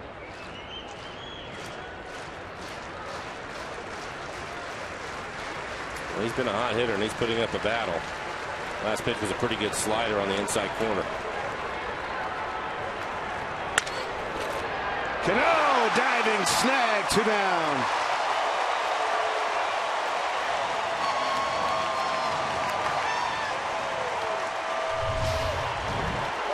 On the 8th pitch, he jams him a little bit. Actually hits it off the end of the bat. It's hooking away from Robbie, but he stays with the play. We'll look at our Alaska Supermo right into the webbing of his glove, able to hold on to it. Good play.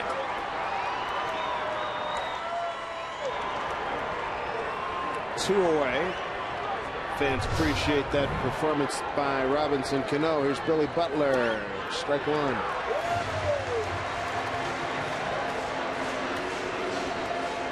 First time Billy seeing Carson Smith.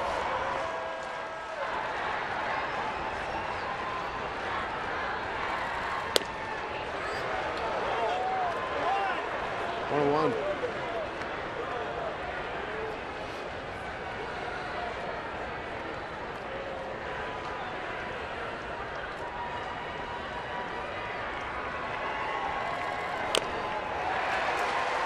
Good heat at 95, fouled into Zunino's glove.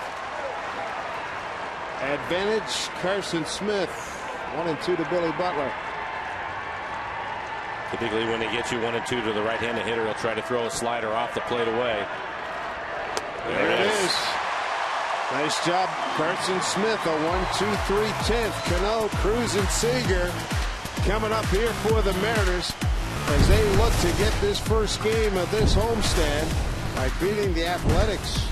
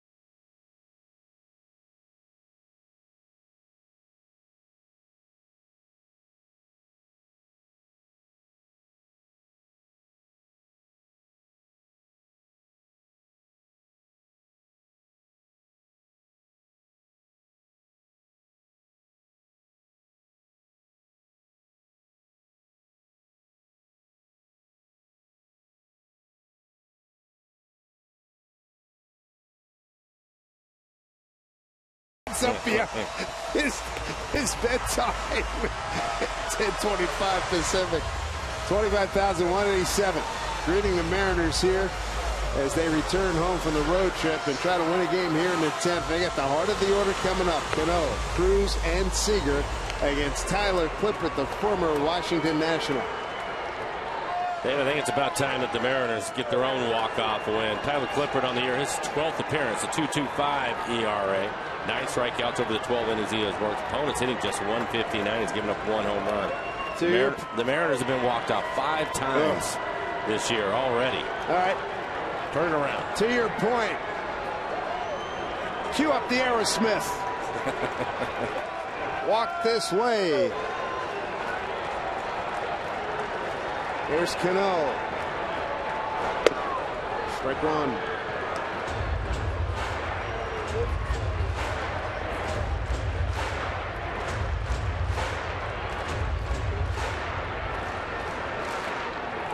Ladies' night here at Safeco Field.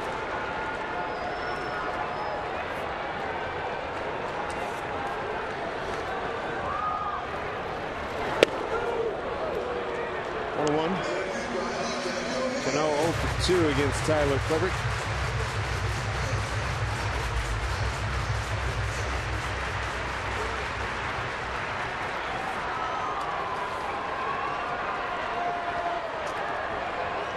Mariners 2-3 in extra inning games. Oakland 0-4. 1-1. Ball and 2 strikes.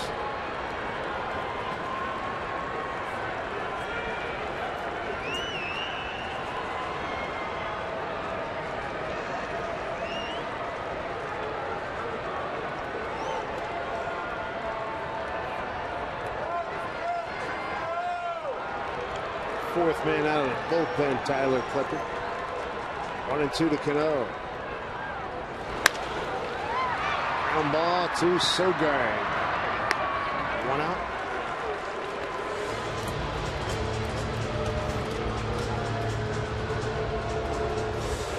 Here's up Nelson Cruz. 1 appearance against Tyler Clippert, and what did he do? He went yard.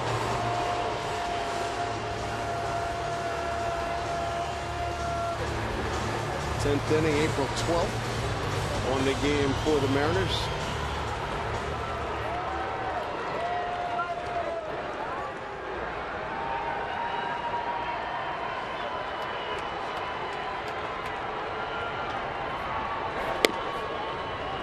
Outside. Cruz a 2-out solo blast, 10th inning on a 2-0 pitch from Clippert back on Sunday, April 12th. In the 10th inning. 4 career walk-off home runs. That's impressive. Looking to add to his total with that swing. Fastball off the plate away. A little bit late.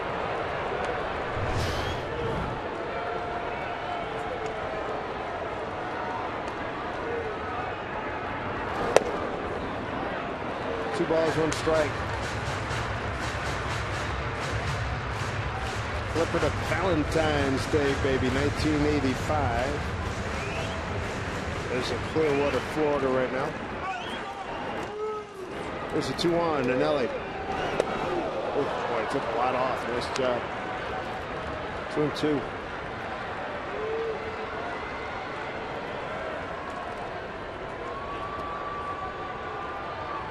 Clippert saved 32 games for the Nats back in 2012. 74 games. 2 balls, 2 strikes. Well placed heat. 2 away. Fastball top of the strike zone at 94 miles an hour.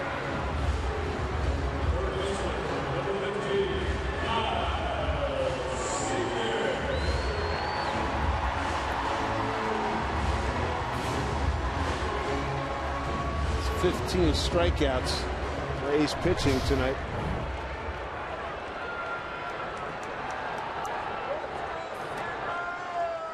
Quick 2 outs. Ball 1.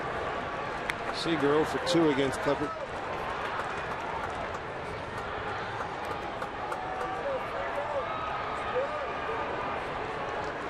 Shift on against Kyle.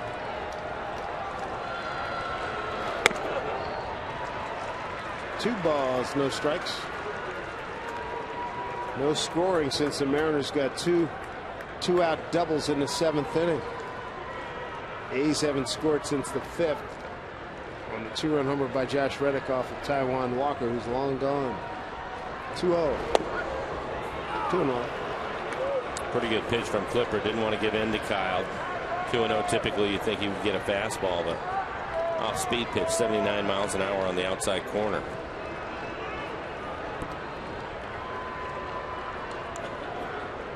Two-one pitch. Slapped the other way. A long run, Coco Crisp on the track, and he's there.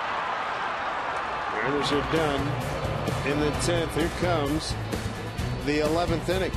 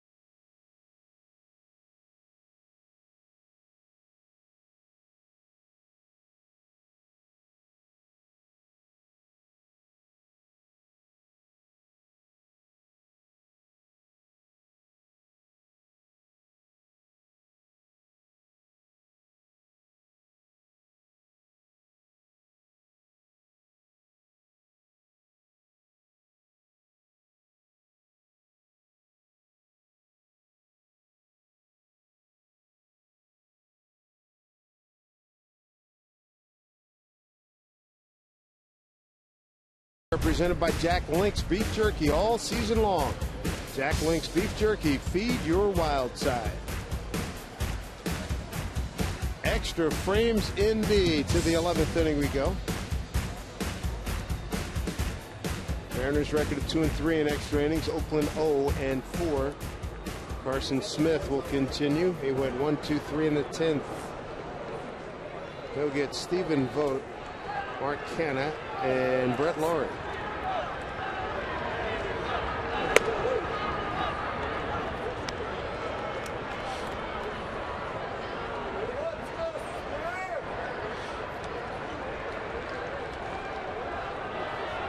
Pitch. Ackley going back. Just shy of the track, on the track, and makes the catch a step away from the fence, one away. It's like Jay Happ out in the bullpen, just in case. Mariners have just about used up everybody. The only reliever left in the pen is Tom Wilhelmsen, so Jay is out there if he is needed.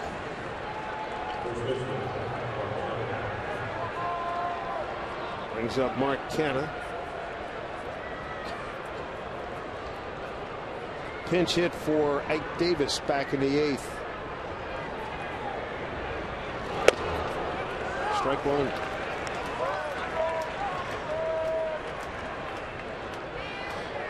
Bounced into a force out.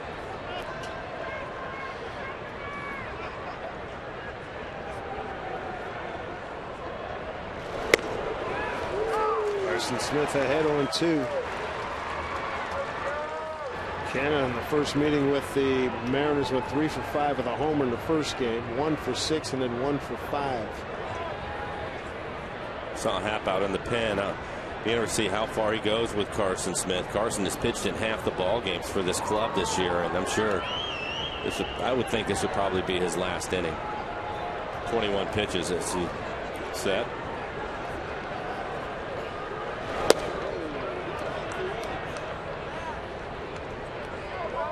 Ball and 2 strikes. Dan Otero getting loose.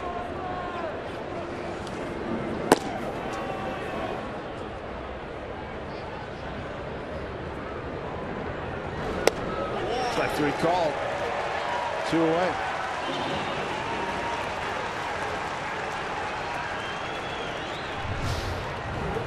And another slider on the outside corner right at the knees.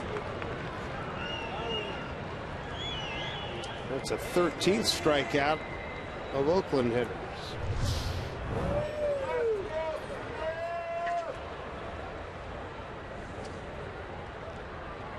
Here's Brett Laurie. Ball one.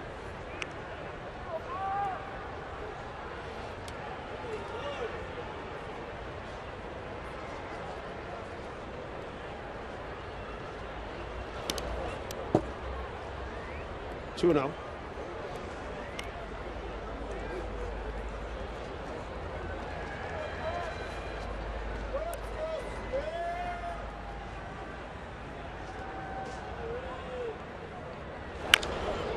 Chopper. Omo can't come up with it. Base hit.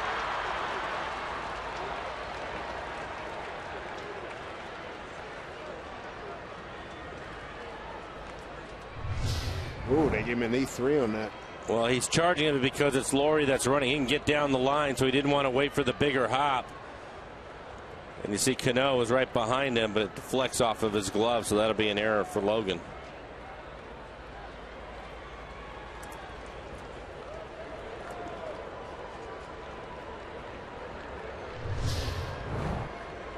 Marcus Semien, base hit to left. Last time up for him, 1 for 4. Second error tonight by the Mariners. Cruz with an error back in the third.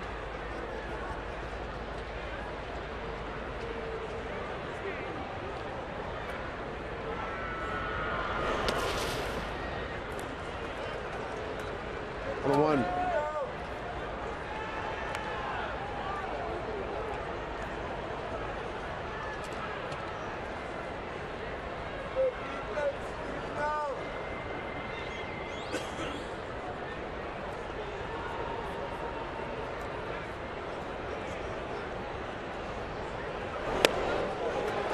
Gets that corner ball and 2 strikes.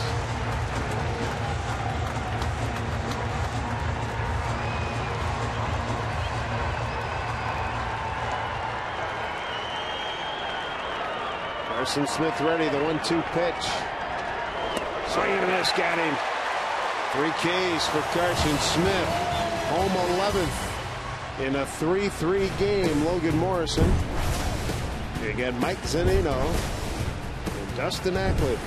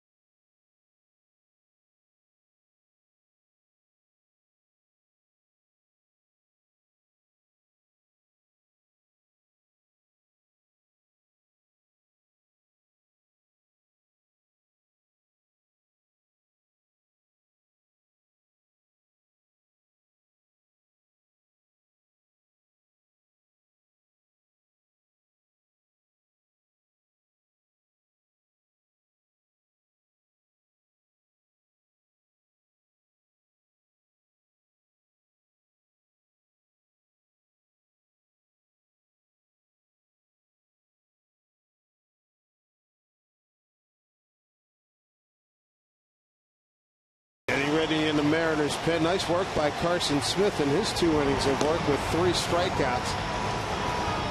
Mariners have struck out 15 times tonight. Oakland has struck out 14 times. Dan Otero is going to take over. Sinker slider. See Big Tom getting loose in the pen. He's the last reliever. We saw Jay Happ out there just in case. He's tomorrow's scheduled starter. Yeah. For Otero, he appeared in 14 games, a 2-1 record, a 4.15 ERA, 8 strikeouts over the 13 innings that he has worked. Opponent's hitting .280. He's given up 1 home run.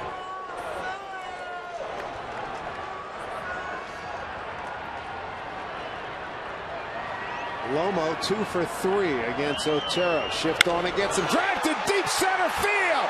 Giddy up! Giddy up! Gone! Ball game over. Logan Morrison walks him off.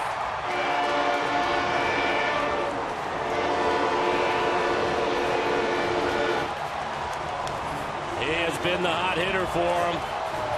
Had a 7-game hitting streak where he hit over 500. I'll tell you, there was nothing cheap about that home run. It was way back up into the seats. Logan Morrison with his 5th home run, 8th RBI. It's a game winner for the Mariners, who get off to a fine start in this 9-game homestand. Nicely, nicely, nicely done. A 4-3 victory. Send everybody home happy. Logan ended up driving in 2 of the runs. A base hit earlier where the Mariners scored their first run. And then take a look at this swing on a 91-mile-an-hour fastball, middle away, and he tattooed it. Good for him. Good for the Mariners. Take another look at our Alaska Supermo and the swing by Logan. This is right on the barrel.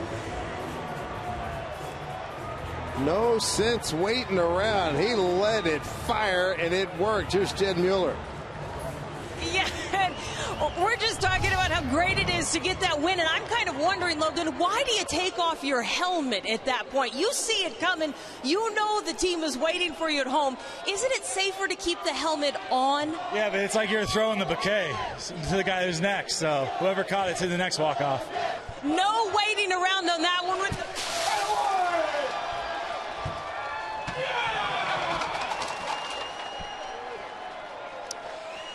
They owe you a dry cleaning bill. You guessed Gatorade. It's actually water. Trash is a new one for us, but I think we'll take that one. No waiting around on that one. Is that exactly the pitch that you were looking for? Just something over the middle of the plate. Was able to get a good swing off finally tonight, and carried out for me. How difficult was it against Sonny Gray earlier in the game? Because it certainly looked like he got tougher as that game went on. Yeah, he definitely made adjustments.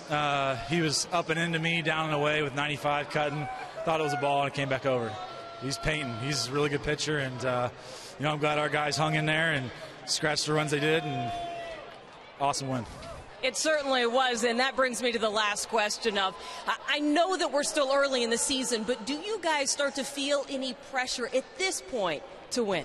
No, there is no pressure. The only pressure that you have is the pressure you put on yourself, and any outside influence shouldn't matter. We expect to be great. I expect to be great. Everybody that goes out on the mound expects to be great.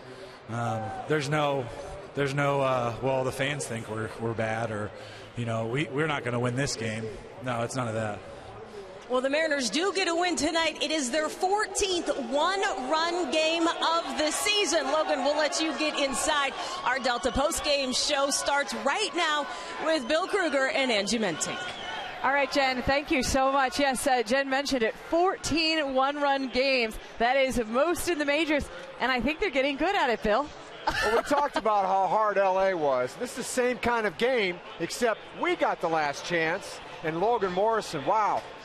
Middle of that road trip, he just took off, and he looks like it's just going to continue. It does. We take another look at the game-winning home run. Again, the Mariners were 2-3 in extra inning games coming into tonight. They improved to 3-3 on this swing.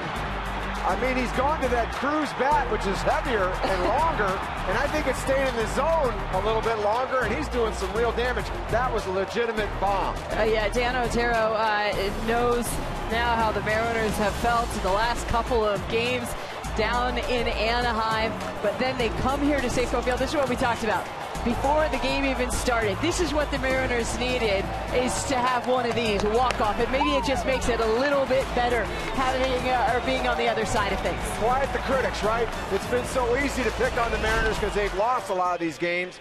And I think turning the tables, setting a different precedent.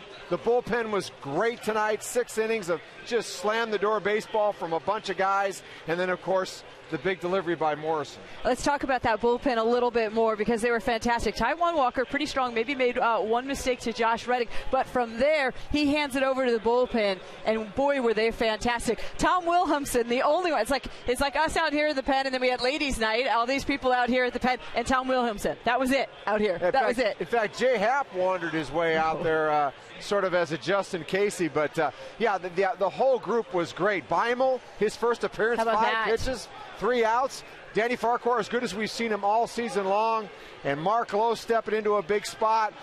Charlie Furbush got the lefties.